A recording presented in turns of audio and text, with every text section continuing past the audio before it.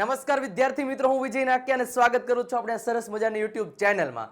વિદ્યાર્થી મિત્રો, આજે આપણે એક સરસ મજાનો ટોપિક જોવાના છીએ અને તમારો બધાયનો સૌથી કહેવાતો અઘરો ટોપિક. પણ હું એને કહું છું કે ભાઈ અંગ્રેજી ગ્રામરમાં જો સૌથી સહેલામાં સહેલો ટોપિક હોય ને તો એ ડાયરેક્ટ ઇનડાયરેક્ટ છે. તમને એમ થાય કે સાહેબ તમને એવું લાગે, પણ હું તમને ગેરંટી આપું છું કે આ વિડીયો જોયા બાદ જો તમે એમ ન કહી દો કે સાહેબ આ તમે કહેતા હતી સાચી વાત છે કે આ તો સાવ સહેલામાં સહેલો છે, તો ખોટું અમે ટેન્શન લેતા હતા અને જેટલા પણ આપણે ટોપિક કરાવ્યા એ બધા અઘરા જ લાગતા હતા, પણ આપણે ટોપિક બધા એટલા સરળ રીતે કરાવ્યા છે અને એવી જ રીતે આ ડાયરેક્ટ ઇનડાયરેક્ટ ના પણ એવી રીતે મેં મુદ્દા બનાવ્યા છે, એવી રીતે મેં નિયમો બનાવ્યા છે કે જેથી તમારા મગજમાં આમ નો તમારે સાંભળવું હોય, નો મગજમાં ઉતારવું હોય ને તોય ઉતરી જશે. એની જવાબદારી હું લઉં છું. એટલે જ મેં કીધું છે હવે મગજમાં ઉતારવાની જવાબદારી કોની? મારી છે. સૌથી અઘરો ટોપિક સૌથી સરળ રીતે, પણ કેવી રીતે? તો એ તમામ પ્રકારની માહિતી છે એ આપણે આજના આ લેક્ચરમાં જોવાના છીએ. તો વિડીયોની અંત સુધી બન્યા રહેજો. વિડીયો ગમે તો લાઈક કરી દેજો, શેર કરી દેજો. તમે આપણી ચેનલમાં જો નવા આવ્યા છો તો ચેનલને સબસ્ક્રાઇબ જરૂર કરી દેજો, જેથી આવા વિડીયો તમારા સુધી ઝડપથી મળતા રહે. બરોબર છે? તો પાર્ટ 1 છે, બરોબર છે, ડાયરેક્ટ ઇનડાયરેક્ટ. એની શરૂઆત કરીએ તો પેલા એનો કોન્સેપ્ટ સમજીએ. કોન્સેપ્ટ એટલે શું? તો કોન્સેપ્ટ એટલે બીજું કાંઈ નહીં કે ભાઈ આ ટોપિક શું કહેવા માંગે છે. તો એમાં બે શબ્દ તમે દેખાતા હશે, એક છે ડાયરેક્ટ સ્પીચ દેખાય છે અને એક છે ઇનડાયરેક્ટ સ્પીચ. હવે આ બેમાં તફાવત શું હોય? ઘણી બધી વાર છે ડાયરેક્ટ સ્પીચ કોને કહેવાય, ઇનડાયરેક્ટ સ્પીચ. હવે હું તમને એક જ વાત કહું કે દાખલા તરીકે તમને આ બે ભાઈ બહેન દેખાય છે, બરોબર છે. હવે એ જુઓ તો બે એકબીજા સાથે વાતો કરે છે, આ ને આ બે એકબીજા સાથે વાતો કરે છે. હવે દાખલા તરીકે આ ભાઈએ આને એમ કીધું હોય કે આજે આપણે રજા છે, અને આ સાંભળે છે. આ વ્યક્તિએ આ બેનને કીધું કે આજે આપણે રજા છે, વાત કરી. તો આ બે વચ્ચે જે વાતચીત થઈ ને, આ જે વાત થઈ ને, આ બધી આ જે વાત થઈ ને, એ બે ડાયરેક્ટ વાત થઈ છે, આને નાને ડાયરેક્ટ વાત થઈ. હવે આ બોલ્યો કોણ? આ ભાઈ. સાંભળ્યું કોણે? આ બેને. હવે શું થશે તો કે આ ભાઈ બોલ્યા કે આજે આપણે રજા છે, બરોબર છે. દાખલા તરીકે આનું નામ આપણે રામ પાડી દઈએ, આનું આપણે સીતા પાડી દઈએ, રામ અને સીતા, બરોબર છે. રામે શું કીધું કે આજે આપણે રજા છે, એ સીતાએ સાંભળ્યું. હવે સીતા છે એ કદાચ આના સિવાય વાત સાંભળી લીધી. હવે સીતા છે ને બીજે ક્યાંક જશે, કોઈક બીજા પાસે જઈને આની બોલેલી વાત સીતા છે એ કોઈ ત્રીજા વ્યક્તિને કહેશે, એટલે રામે એમ કીધું કે આપણે આજે રજા છે. તો જો ટૂંકમાં શું થયું કે જ્યારે આ બે વચ્ચે વાતચીત થઈ ને એને ડાયરેક્ટ વાતચીત થઈ, પણ એ બે વચ્ચેની વાતચીત છે એ કોઈ આ વ્યક્તિ બીજાને કહેતોય ભલે અથવા તો કોઈ ત્રીજો વ્યક્તિ બીજા કોઈ વ્યક્તિને કહે છે તો એને ઇનડાયરેક્ટ સ્પીચ કહેવાય. ટૂંકમાં હવે તમને હું વ્યાખ્યા કહું ને એટલે તમને અહીંયા સમજાઈ જશે કે ડાયરેક્ટ સ્પીચ એટલે શું, કે બે વ્યક્તિ વચ્ચેની વાતચીતને સીધી દર્શાવેલી હોય ને, જો આ બેની વાતચીત છે સીધી દર્શાવેલી હોય એને ડાયરેક્ટ સ્પીચ કહેવાય. અને સાથે સાથે ઇનડાયરેક્ટ સ્પીચ કોને કહેવાય? કે બે વ્યક્તિની વાતચીતને કોઈ ત્રીજી વ્યક્તિ દર્શાવે ત્યારે ઇનડાયરેક્ટ સ્પીચ બને છે, બરોબર છે. અથવા તો આની આ બનાવે તોય થાય. દાખલા તરીકે હવે હું તમને એક સિમ્પલ એક્ઝામ્પલ, તો તમે જે સ્કૂલમાં ભણો છો એ સ્કૂલમાં તમારા અંગ્રેજીના શિક્ષક હોય, એક તમને અંગ્રેજી ભણાવતા હોય કે નહીં, સામે તમારા એક પ્રિન્સિપલ પણ હોય. હવે દાખલા તરીકે હું તમને એક વાત કહું કે તમારા અંગ્રેજીના સર અને તમારા પ્રિન્સિપલ જે વાતચીત કરતા હોય, તમે અહીંયા ઓફિસના દરવાજે ઊભા સાંભળતા હોય. હવે આવી બધી બહુ વાતો આપણને સાંભળવી ગમે. હવે અંગ્રેજીના સરે તમારા પ્રિન્સિપલને એમ કીધું હોય કે આજે આપણે 10મા ધોરણમાં 12મા ધોરણમાં અંગ્રેજીનું પેપર છે. હવે તમે સાંભળી ગયા. હવે તમે અહીંયાથી સાંભળી ગયા છો અને તમે સીધા ક્લાસમાં આવીને એમ કહેજો કે આપણા અંગ્રેજીના સરે આપણા પ્રિન્સિપલને એમ કીધું કે આજે 10મામાં 12મામાં અંગ્રેજીનું પેપર લેવાનું છે. તો જુઓ, જ્યારે શિક્ષક અને પ્રિન્સિપલની જે બે વાતચીત કરી હોય ને એને ડાયરેક્ટ વાત કરી કહેવાય, એટલે ડાયરેક્ટ સ્પીચ કહેવાય. પણ હવે એક સ્ટુડન્ટ એટલે કે તમે ઈ જ વાત તમે ક્યાં કહો છો, તમારા ક્લાસમાં તો કોઈ પણ અન્ય જગ્યાએ કહો છો, તો ઈ જે ઓલા બે ની વાતચીત કરેલી વાતચીત તમે કોઈ ત્રીજાને કહો છો ને એને ઇનડાયરેક્ટ સ્પીચ કહેવાય. સ્પીચ એટલે વાત, બીજી કાંઈ નહીં. સમજાઈ ગયું? તો અહીંયા ઈ જ વાત કરી કે બે વ્યક્તિ વચ્ચેની વાતચીતને સીધે સીધી દર્શાવેલો હોય તો એને ડાયરેક્ટ સ્પીચ કહેવાય, અને બે વ્યક્તિની વાતચીતને કોઈ ત્રીજી વ્યક્તિ દર્શાવે ત્યારે એને ઇનડાયરેક્ટ સ્પીચ કહેવામાં આવે છે. રેડી? હવે પરીક્ષામાં તમને આ બે ડાયરેક્ટ સ્પીચ આપેલી હોય અને એને તમારે ઇનડાયરેક્ટ સ્પીચમાં ફેરવવાની હોય છે. બરોબર છે? તો હવે કેવી રીતે, શું, એના માટે આપણે આગળ વધીએ. તો પહેલા તો આટલું યાદ રાખો, ડાયરેક્ટ ઇનડાયરેક્ટ સમજતા પહેલા આ બધી વસ્તુઓ યાદ રાખવી પડે. એમાં જો હવે તમે આવું વાક્ય આપેલું હોય, વાક્ય ડાયરેક્ટ ઇનડાયરેક્ટ બે રીતે પૂછાશે. બરોબર છે?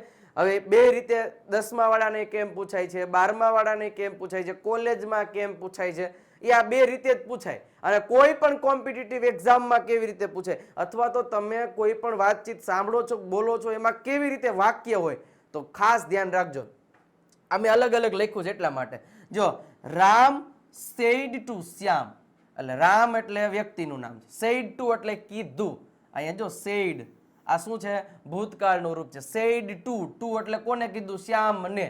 પછી અહીંયા કોમા ડબલ ઇન્વર્ટેડ, આને એક સિંગલ કોમા કહેવાય, આને ડબલ ઇન્વર્ટેડ કોમા કહેવાય. ઉપર જે કોમા હોય ને એને ડબલ ઇન્વર્ટેડ કોમા કહેવાય. હવે શું કે છે? રાહુલ ડ્રિંક્સ વોટર, રામે શ્યામને કીધું કે રાહુલ ડ્રિંક્સ વોટર, રાહુલ પાણી પીવે છે. આ શું છે? ડાયરેક્ટ વાત છે, રામે શ્યામને કહે છે. હવે તમારે એને ઇનડાયરેક્ટમાં ફેરવવાનું, પણ એને કેમ ફેરવવું એ અલગ વસ્તુ. પણ આપણે આ વાક્યને સમજી લઈએ કે ભાઈ કઈ કઈ વસ્તુઓને તમારે જ્યારે ડાયરેક્ટમાંથી ઇનડાયરેક્ટમાં ફેરવો ને ત્યારે ધ્યાનમાં રાખવું પડે. તો પહેલા સૌ પ્રથમ જે કોઈ આ વાક્ય બોલતો હોય ને એને બોલનાર કહેવાય. અહીંયા શું કીધું? રામે કીધું, એટલે રામ બોલતો થઈ ગયો, એટલે રામને શું કહેવાય? બોલનાર કહેવાય. અને બોલનારને અંગ્રેજીમાં શું કહેવાય? રિપોર્ટર કહેવાય. શું કહેવાય? રિપોર્ટર. અને એને આપણે શોર્ટકટમાં આર રાખશું કે ભાઈ જ્યારે પણ આપણે આના સિવાય પછી જ્યારે પ્રેક્ટિસ કરશું ત્યારે હું આને આર કહીશ. એટલે આ વસ્તુ ધ્યાન રાખ. સેડ ટુ ને શું કહેવાય ખબર? એને કહેવાય રિપોર્ટિંગ વર્બ કહેવાય. આવા જેટલા ક્રિયાપદ આવે, સેડ ટુ આવશે, આસ્ક્ડ આવશે, રિક્વેસ્ટેડ આવશે, સેઝ આવે, વિલ સે આવે, આ કેટલાય બધા અહીંયા ક્રિયાપદો આવે. એટલે ટૂંકમાં આને સાંભળનાર કહેવાય. કોને? જે આખું વાક્ય સાંભળે છે એને સાંભળનાર કહેવાય. એટલે બોલનાર અને સાંભળનારની વચ્ચે જે ક્રિયાપદ હોય, આ ક્રિયાપદ જ છે, એને રિપોર્ટિંગ વર્બ કહેવાય. જે આ વાક્ય સાંભળે છે એને સાંભળનાર કહેવાય. તમને હું એક વાત કહું કે હું અત્યારે બોલું છું, તમે સાંભળનાર કોણ થયા? તમે. હું રિપોર્ટર થયો, હું બોલું છું. બરોબર? જે વાક્ય જ્યારે જે બોલતા એને રિપોર્ટર કહેવાય. તમે ઓલું તારક મહેતા કે ઉલ્ટા ચશ્મા જોશે, મેં હું રીટા રિપોર્ટર એમ કરીને સીધી રીટા રિપોર્ટર આવે. તો એ શું કામ રિપોર્ટર કે છે? કારણ કે એ એવું બધી વાત તમને કહેશે, એટલે એ બધું બોલશે ને આપણે બધા સાંભળનાર થયા. કોઈ બે વ્યક્તિની વાતચીત થતી હોય, બે વ્યક્તિની વાતચીત થતી હોય તો એક બોલતો હોય અને એક સાંભળતો હોય કે ન સાંભળતો હોય, કે બે બોલ્યા બોલે જ થયા હોય. એક વાત બોલે છે તો એક સાંભળતો હોય, પાછો ઓલો બોલતો તો ઓલો સાંભળતો હોય. આવો ડાયલોગ હોય કે ન હોય? હોય કે ન હોય? હા, તો એ શું થયું? મોરારી બાપુ કથા કરતા હોય તો મોરારી બાપુ બોલનાર થયા, આપણે બધા સાંભળનાર થયા. સમજી ગયા? એટલે સાંભળનાર ને બોલનારમાં ખબર હોય છે. હવે જે આ ડબલ ઇન્વર્ટેડ કોમામાં જે વાક્ય આપેલું હોય ને, ડબલ ઇન્વર્ટેડ કોમામાં એ વાક્ય કોણ બોલ્યું હોય ખબર છે? બોલનાર જ બોલ્યું હોય, એટલે રામ જ બોલ્યું હોય. અને સાંભળે છે કોણ? શ્યામ. હવે ટૂંકમાં તમને આખી વાત સમજાઈ દો. જો આવું વાક્ય જ્યારે પૂછાય ને કે Ram said to Shyam, comma double inverted કોમામાં એક વાક્ય આપેલું હોય, એટલે તરત જ પેલા આપણને ખ્યાલ આવી જાય કે આ વાક્ય છે એ બોલે છે. રામે કીધું, સેડ એટલે કીધું, કોને? શ્યામને. એટલે રામ બોલનાર, શ્યામ સાંભળનાર. આ સેડ ટુ રિપોર્ટિંગ વર્બ, અને જે ડબલ ઇન્વર્ટેડ કોમામાં હોય ને એને રિપોર્ટેડ સ્પીચ કહેવાય. શું કહેવાય? Reported speech. રિપોર્ટર દ્વારા બોલાયેલી સ્પીચ એટલે એને કહેવાય રિપોર્ટેડ સ્પીચ. બરોબર? જેને ટૂંકમાં RS તરીકે આપણે ઓળખશું. શું? RS તરીકે, રિપોર્ટેડ સ્પીચ. ટૂંકમાં તમને પહેલા તો જો આ બધું શું કામ હું તમને કહું છું યાદ રાખવાનું, કારણ કે ડાયરેક્ટમાંથી ઇનડાયરેક્ટમાં ફેરવો ને ત્યારે એના નિયમો આવશે, આ બધા ચેન્જીસ થશે. તો તો એ ખબર હોવી જોઈએ, તો આપણને ખબર પડશે. એટલે આટલી વસ્તુ પહેલા ખબર હોવી જોઈએ. હવે આગળ વધીએ. બીજું વાક્ય આવી રીતે પૂછાય ડાયલોગના ફોર્મમાં. હવે આમાં શું થયું, રામ પછી આ ડબલ ડોટ છે અને પછી એક વાક્ય આપેલું છે. તો ટૂંકમાં અહીંયા આ વાક્ય છે, આ કોણ બોલતું હોય, રામ બોલતો હોય. એટલે આને શું કહેવાય, રિપોર્ટર કહેવાય. હા, અને સાંભળતો કોણ હોય, રામ બોલે છે રાહુલ ડ્રિંક્સ વોટર, એટલે ત્યારે શ્યામ સાંભળતો હોય નીચેનું હોય, એટલે આને કહેવાય લિસનર. હવે આ વાક્ય છે એ કોના દ્વારા બોલાય, આના દ્વારા, એટલે આને શું કહેવાય, રિપોર્ટેડ સ્પીચ. અને આ ડબલ ટપકા હોય ને, ડબલ ટપકા, એને કહેવાય આરવી, એટલે કે રિપોર્ટિંગ વર્બ. સેડ, આસ્ક્ડ, એ પછી આ વાક્ય ઉપર આધાર રાખે કે અહીંયા ડબલ સેઝ નથી કહેતા કે રામ સેઝ, આવું તમે અંગ્રેજી વાંચતા હશો ત્યારે આને એવી રીતે વાંચો છો. અથવા તો અહીંયા આ શું કે ક્વેશ્ચન માર્ક હોય તો એમ કહેવું પડે રામ આસ્ક, અથવા તો રામ આસ્ક્ડ, આવી રીતે કહેવું પડે છે. એટલે ટૂંકમાં આને રિપોર્ટર કહેવાય. જ્યારે આ વાક્યને ધ્યાનમાં રાખો ત્યારે, આ વાક્યનું તમે જ્યારે ડાયરેક્ટમાંથી ઇનડાયરેક્ટમાં ફેરવો ત્યારે આ વાક્ય બોલનાર રામ છે, ત્યારે આ સાંભળનાર છે, અને આ રિપોર્ટેડ સ્પીચ છે, અને આ રિપોર્ટિંગ વર્બ છે. હવે તમે આ વાક્યને ચેન્જીસ કરો છો તો ત્યારે આ રિપોર્ટર થઈ જાય અને આ લિસનર થઈ જાય, અને આ એનું વાક્ય છે, આ રિપોર્ટેડ સ્પીચનું વાક્ય થશે. સમજાઈ ગયું? એટલે આ પેલા કન્સેપ્ટ આપણને ખબર હોવી જોઈએ. હવે આગળ શું બધાની વ્યાખ્યા આપી છે, આ બધી ખબર હોય છે કે પેલો યાદ રાખવાનું શું કે બોલનાર વ્યક્તિને રિપોર્ટર કહેવામાં આવે છે, જેને આપણે આર તરીકે ઓળખશું. બરોબર છે. બીજું, સાંભળનાર વ્યક્તિને લિસનર કહેવામાં આવે છે, જેને આપણે એલ તરીકે ઓળખશું. બોલનાર સાથે વપરાયેલા ક્રિયાપદ જેવા કે સેડ, સે, ટોલ્ડ, આસ્ક એક્સેટ્રા, એને કહેવાય રિપોર્ટિંગ વર્બ, જેને આપણે આરવી તરીકે ઓળખશું. બરોબર. અને એના પછી અવતરણ ચિહ્નમાં, એટલે ઓલા ઇન્વર્ટેડ કોમામાં આપેલા વાક્યને રિપોર્ટેડ સ્પીચ એટલે કે આરએસ કહેવામાં આવે છે. આટલા નિયમો પહેલા તમને ખબર હોવી જોઈએ. બોલનારને રિપોર્ટર કહેવાય, સાંભળનારને લિસનર કહેવાય, બોલનાર સાથે વપરાયેલા ક્રિયાપદો સે, સેડ, ટોલ્ડ એને રિપોર્ટિંગ વર્બ કહેવાય, અવતરણ ચિહ્નમાં આપેલા વાક્યને રિપોર્ટિંગ સ્પીચ કહેવાય. હવે જો પાછું ઓલું વાક્ય તમને કહી દઉં એટલે ખ્યાલ આવી જાય. જો આ વાક્ય કોણ બોલે છે, રામ, એટલે આને રિપોર્ટર કહેવાય. આ શું છે, રિપોર્ટર સાથે વપરાયેલ ક્રિયાપદ, એટલે આને આરવી કહેવાય. અને આ શ્યામ સાંભળે છે એટલે આને એલ કહેવાશે. અને આ અવતરણ ચિહ્નમાં જે વાક્ય આપેલું છે આને આર એસ કહેવાશે. સમજાણું વિદ્યાર્થી મિત્રો?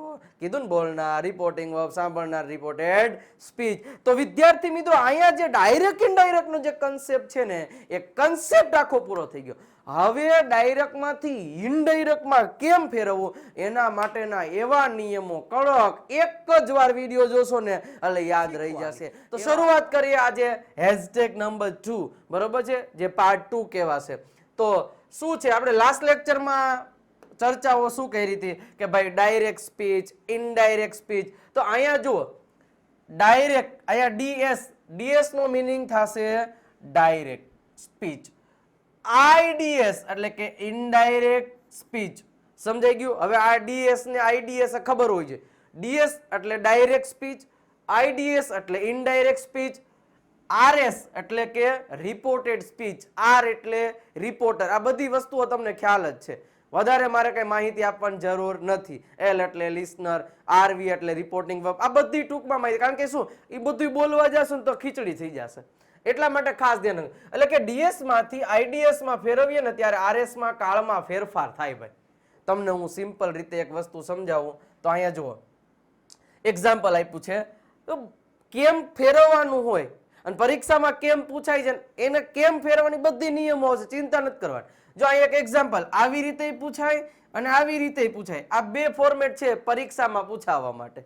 એ કોમ્પિટિટિવ એક્ઝામ હોય તોય ભરે, ધોરણ 10 હોય તોય ભરે. ધોરણ 10 માં આવી રીતે પૂછાય છે, ધોરણ 12 માં આવી રીતે પૂછાય, ક્યારેક આવી રીતે પૂછાય, કઈ નક્કી નહીં. પણ આપણને બધાય ફોર્મેટમાં ટૂંકમાં આવડતું હોવું જોઈએ. સમજાઈ ગયું? દરેક ફોર્મેટમાં આપણને આવડતું હોવું જોઈએ, બાકી કાંઈ ચિંતા કરવાની નથી. ઓકે, તો હવે જુઓ અહીં શું લખ્યું છે, મીના સેડ ટુ રીના. મીનાએ રીનાને કીધું.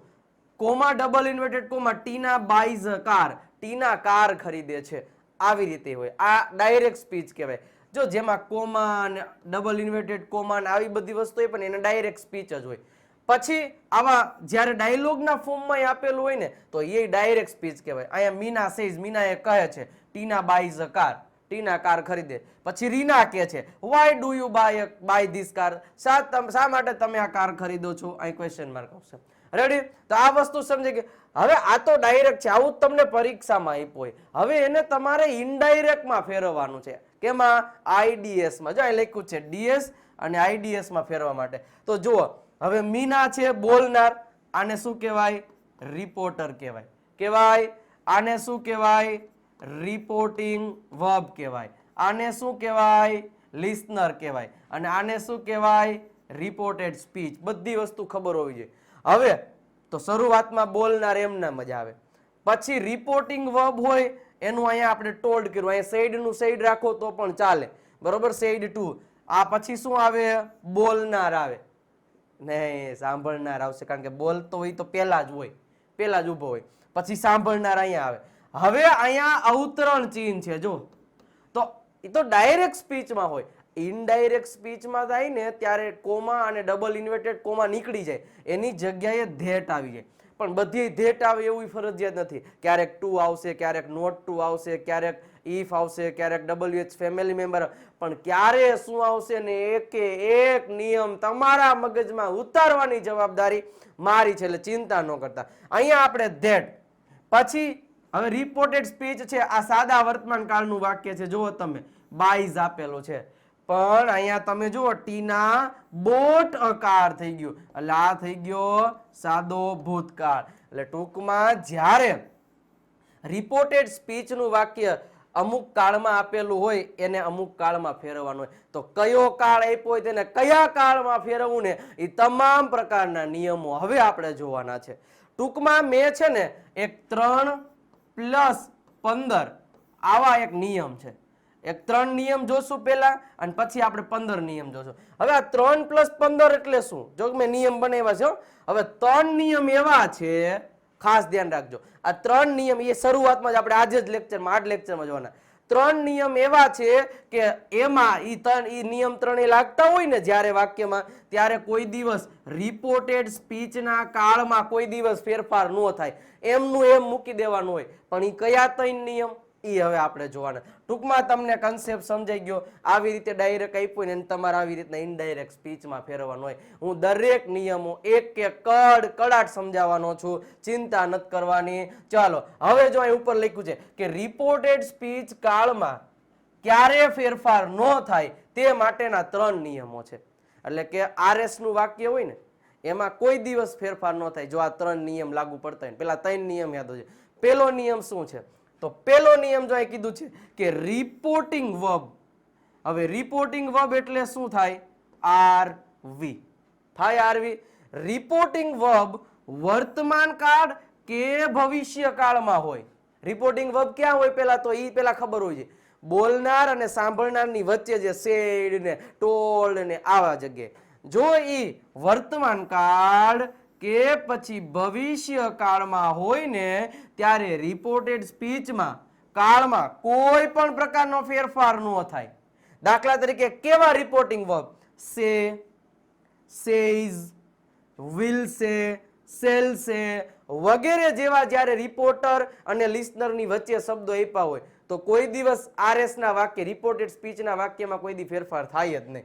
ખાલી અવતરણ ચિહ્ન કાઢી ધેટ લગાડી અને વાક્ય જોડી દેવાનું, ગમે એ કેમ ન હોય. જો એક્ઝામ્પલ તમને અહીંયા આપ્યું છે, ધ્રુવી સેઝ. જો અહીંયા સેડ નથી આપ્યું. જો અહીંયા ભૂતકાળ આપ્યું હોય ને તો આમાં ફેરફાર થાય, પણ અહીંયા તો સેઝ એટલે કે આ શું છે? આને રિપોર્ટિંગ વર્બ કહેવાય. હે ભાઈ, આને શું કહેવાય? રિપોર્ટિંગ વર્બ કહેવાય કે ન કહેવાય? તો રિપોર્ટિંગ વર્બ શેમાં છે? વર્તમાન કાળ કે ભવિષ્ય કાળમાં હોય ને ત્યારે આમાં કોઈ દિવસ ફેરફાર ન થાય. એમ નામ જોડી દેવાનું. શું? ધ્રુવી સેઝ એમ નામ લખી નાખવાનું. પછી આ બે વાક્યને છે ને ધેટ થી જોડી દેવાનું. બીજું વાક્ય એમ નામ લખી નાખવાનું. પણ ક્યારે?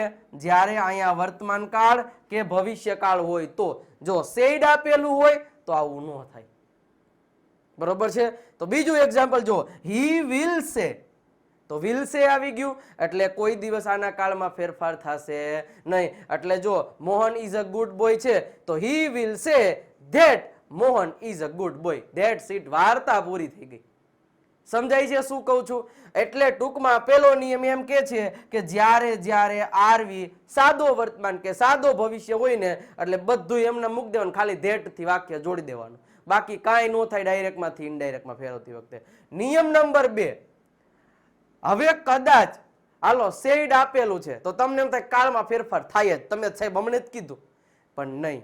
હજી આ 2 નિયમ એવા લાગુ પડશે કે જેમાં સેડ આપ્યું હશે ને છતાંય રિપોર્ટેડ સ્પીચના વાક્યમાં ફેરફાર નહીં થાય. ક્યારે? તો જુઓ, વાક્ય, વાક્ય નથી, વાક્ય સનાતન સત્ય એ કોને કહેવાય તમને ખબર જ છે. કહેવતો કે વિજ્ઞાનના સિદ્ધાંત સૂચવતું હોય તો તેમાંય કોઈ દિવસ ફેરફાર ન થાય. બરોબર છે. અને એમાં શું કરવાનું? ફક્ત અવતરણ ચિહ્ન કાઢી ધેટ થી વાક્ય જોડી દેવાનું હોય. દાખલા તરીકે તમે જો એક્ઝામ્પલ, એટલે હવે તમને સમજાઈ જશે. The Newton said. હવે સેડ આવી ગયું એટલે આપણને ખબર પડી કે આરએસ ના વાક્યમાં ફેરફાર થાય થાય થાય ને થાય જ, પણ નો થાય. ક્યારે? જો આરએસ નું વાક્ય, આરએસ એટલે કે ડબલ ઇન્વર્ટેડ કોમામાં હોય એને આરએસ નું વાક્ય કહેવાય.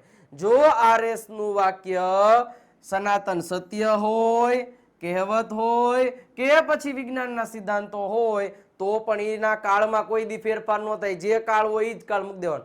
ન્યૂટને શું કીધું કે the earth has gravitational force, કે પૃથ્વીને પોતાનું ગુરુત્વાકર્ષણ બળ છે. ભાઈ એ તો સનાતન સત્ય છે, એ તો છે જ અને રહેવાનું અને હતું જ. આજથી લાખો વર્ષ પહેલા હતું, અત્યારે છે ને લાખો વર્ષ પછી પણ રહેવાનું. એટલે આમાં કોઈ દી ફેરફાર ન થાય. કોઈ દી એમ બોલે કે પૃથ્વીનું ગુરુત્વાકર્ષણ બળ હતું? નો બોલે. એટલે જ કાળમાં ફેરફાર ન થાય કે પૃથ્વીનું ગુરુત્વાકર્ષણ બળ હશે એવું થઈ જાય, નો થાય. જે કાળમાં આપ્યું એ જ કાળમાં રાખવાનું. આનું કારણ આ છે, બાકી કોઈ કારણ નથી કે શું કામ સર કાળ નો ચેન્જ થાય. કારણ આ કે ભાઈ એમાં એનો મતલબ નો બદલે, કહેવતના મતલબ બને, બદલે કોઈ દિવસ. વૈજ્ઞાનિકોએ જે વાત કરી હોય એમાં કોઈ દી કઈ ફેર પડે? નો પડે ભાઈ. એટલે ઈ વાક્ય એમનામ જ રહે, એના ઈ જ કાળમાં રહે અને ઈ વર્તમાનમાં જ આપ્યા. સાદો વર્તમાન કાળ ભણ્યા અત્યારે મેં તમને કીધું કે સનાતન સત્ય, વૈજ્ઞાનિક કહેવતો ને આવા બધી વસ્તુઓ છે એ કાંક વર્તમાન કાળમાં જ આવે, કાં પૂર્ણ વર્તમાન કાળમાં જ આવે. આ કાળમાં જ હોય. તો અહીં જો પૂર્ણ વર્તમાન કાળનું છે, બરોબર? સોરી, પૂર્ણ વર્તમાન કાળ શું, ટુ હેવ નો વર્તમાન કાળ છે, માલિકી દર્શાવે છે, બરોબર છે. પૃથ્વીને પોતાનું ગુરુત્વાકર્ષણ બળ છે ભાઈ. તો જો ન્યૂટન સેડ નું સેડ ખાલી આવા ડોટ કાઢી, એટલે સોરી કોમા ઇન્વર્ટેડ કોમા કાઢી ધેટ લગાડી અને બાકીનું વાક્ય એમ નામ જોડી દેવાનું. ક્યારે? જ્યારે અહીંયા કહેવત આપી હોય કે પછી સિદ્ધાંતો આપ્યા વિજ્ઞાનના કે પછી સનાતન સત્ય વાક્ય આપ્યું. બીજું જુઓ, જીઓગ્રાફી ટીચર્સ. જીઓગ્રાફી ટીચર એટલે સમાજના શિક્ષક ભાઈ. સેડ શું કીધું કે ધ અર્થ ઇઝ રાઉન્ડ, કે પૃથ્વી ગોળ છે ભાઈ. તો સાચી જ વાત છે, એ કઈ કોઈ સનાતન સત્ય વાક્ય છે. તો જીઓગ્રાફી ટીચર સેડ, પછી આ કોમા ડબલ ઇન્વર્ટેડ કોમા કાઢીને ધેટ લગાડવાનું. The earth is round. Earth was round નો થાય. શું કામ? ભાઈ સનાતન સત્ય વાક્ય. 2 નિયમ જોઈએ આપણે કે જો પેલો નિયમ શું જોયો હતો કે જો આરએસ આરવી છે રિપોર્ટિંગ વર્બ, જો એ વર્તમાન કાળ કે ભવિષ્ય કાળ હોય તો કોઈ દિવસ આના કાળમાં ફેરફાર ન થાય. જો અહીંયા કદાચ ભૂતકાળ છે અને આ વાક્ય છે એ કદાચ આ 3 માંથી એક હોય તો એના કાળમાં કોઈ દી ફેરફાર ન થાય. સમજાઈ ગયું? હવે નિયમ નંબર 3. નિયમ નંબર 3 શું કે છે કે રિપોર્ટેડ સ્પીચ નું વાક્ય જો પૂર્ણ ભૂતકાળનું હોય, શેનું હોય? પૂર્ણ ભૂતકાળનું, તો તેને આ ઇનડાયરેક્ટ સ્પીચમાં ફેરવીએ ને ત્યારે તેના કાળમાં કોઈ દિવસ ફેરફાર ન થાય. હા, 3 નિયમ યાદ રાખવાના. 3 નિયમ કીધું 3 + 15 અને ધેટ થી વાક્ય જોડી દેવાનું. શું કીધું કે જ્યારે આરએસ નું વાક્ય પૂર્ણ ભૂતકાળ. હવે પૂર્ણ ભૂતકાળ એટલે શું? તો કે હેડ અને એની સાથે ક્રિયાપદનું V3 નું રૂપ આપેલું હોય ને એટલે પૂર્ણ ભૂતકાળ કહેવાય. તો જ્યારે જ્યારે કોઈ પણ અવતરણ ચિહ્નમાં પૂર્ણ ભૂતકાળનું વાક્ય હોય ત્યારે પણ એના કાળમાં કોઈ દિવસ ચેન્જ ન થાય. પૂર્ણ ભૂતકાળનું વાક્ય પૂર્ણ ભૂતકાળમાં જ રહે. સમજાઈ ગયું? તો અહીંયા જો મિસ્ટર શાહ સેડ, મિસ્ટર શાહે કીધું કે Anand had seen many lions in the forest of Gir. બરોબર છે? તો અહીંયા જો હેડ પ્લસ V3 આપેલું છે તો સિમ્પલ વસ્તુ છે કે મિસ્ટર શાહ સેડ ધેટ, ખાલી અવતરણ ચિહ્ન કાઢીને ધેટ લગાડે. આ 3 નિયમ એવા છે. જો બાકીનું વાક્ય એમ નામ છે, એમાં ફૂલ સ્ટોપ લાગી જાય.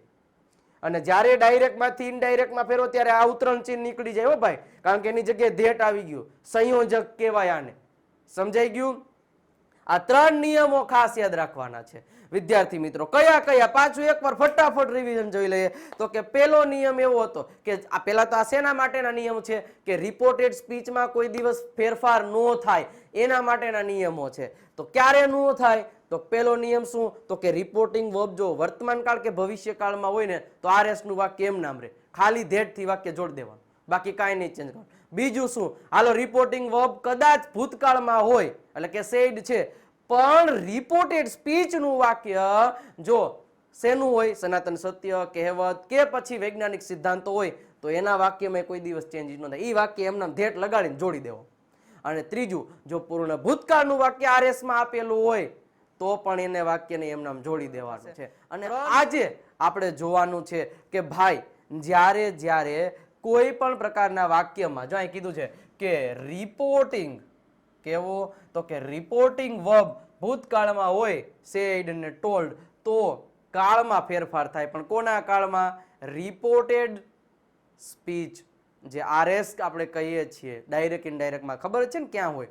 રિપોર્ટર એટલે કે R જે બોલતો હોય, રિપોર્ટિંગ વર્બ એટલે કે જે બોલનાર દ્વારા જે ક્રિયા થતી હોય, એટલે કે રિપોર્ટર અને લિસનરની વચ્ચે જે ક્રિયાપદ આપેલું હોય જે આપણે આ કીધું રિપોર્ટિંગ વર્બ. બરોબર છે? અને જ્યારે આપણે ત્રીજી વાત કરીએ કે લિસનર જે વાક્ય સાંભળતો એને લિસનર કહેવાય. સાથે સાથે ત્રીજી વાત આપણે શું કરી હતી કે ભાઈ જ્યારે જ્યારે કોઈ અવતરણ ચિહ્નમાં અથવા તો જે ડબલ ડોટ્સ હોય છે એની બાજુમાં જે વાક્ય આપેલું હોય એ શેનું હોય છે? તો કે રિપોર્ટેડ સ્પીચનું હોય છે. સમજાઈ ગયું? તો હવે અહીંયા શું વાક્ય કીધું કે ભાઈ રિપોર્ટેડ સ્પીચના વાક્યમાં ફેરફાર થાય એના માટેનો પ્રથમ નિયમ, 15 નિયમ, 3 નિયમ આપણે આગલા જોઈ ગયા હતા. હવે આ પ્રથમ નિયમ જોવાનો છે જેમાં કાળમાં ફેરફાર થાય. તો પહેલું શું કે છે કે રિપોર્ટેડ સ્પીચનું વાક્ય RS નું વાક્ય ક્યાં હોય? RS અવતરણ ચિહ્નમાં અથવા તો ઓલા ડબલ ડોટ્સ ની બાજુમાં. બે રીતે પૂછાય છે, ખબર જ હોવી જોઈએ.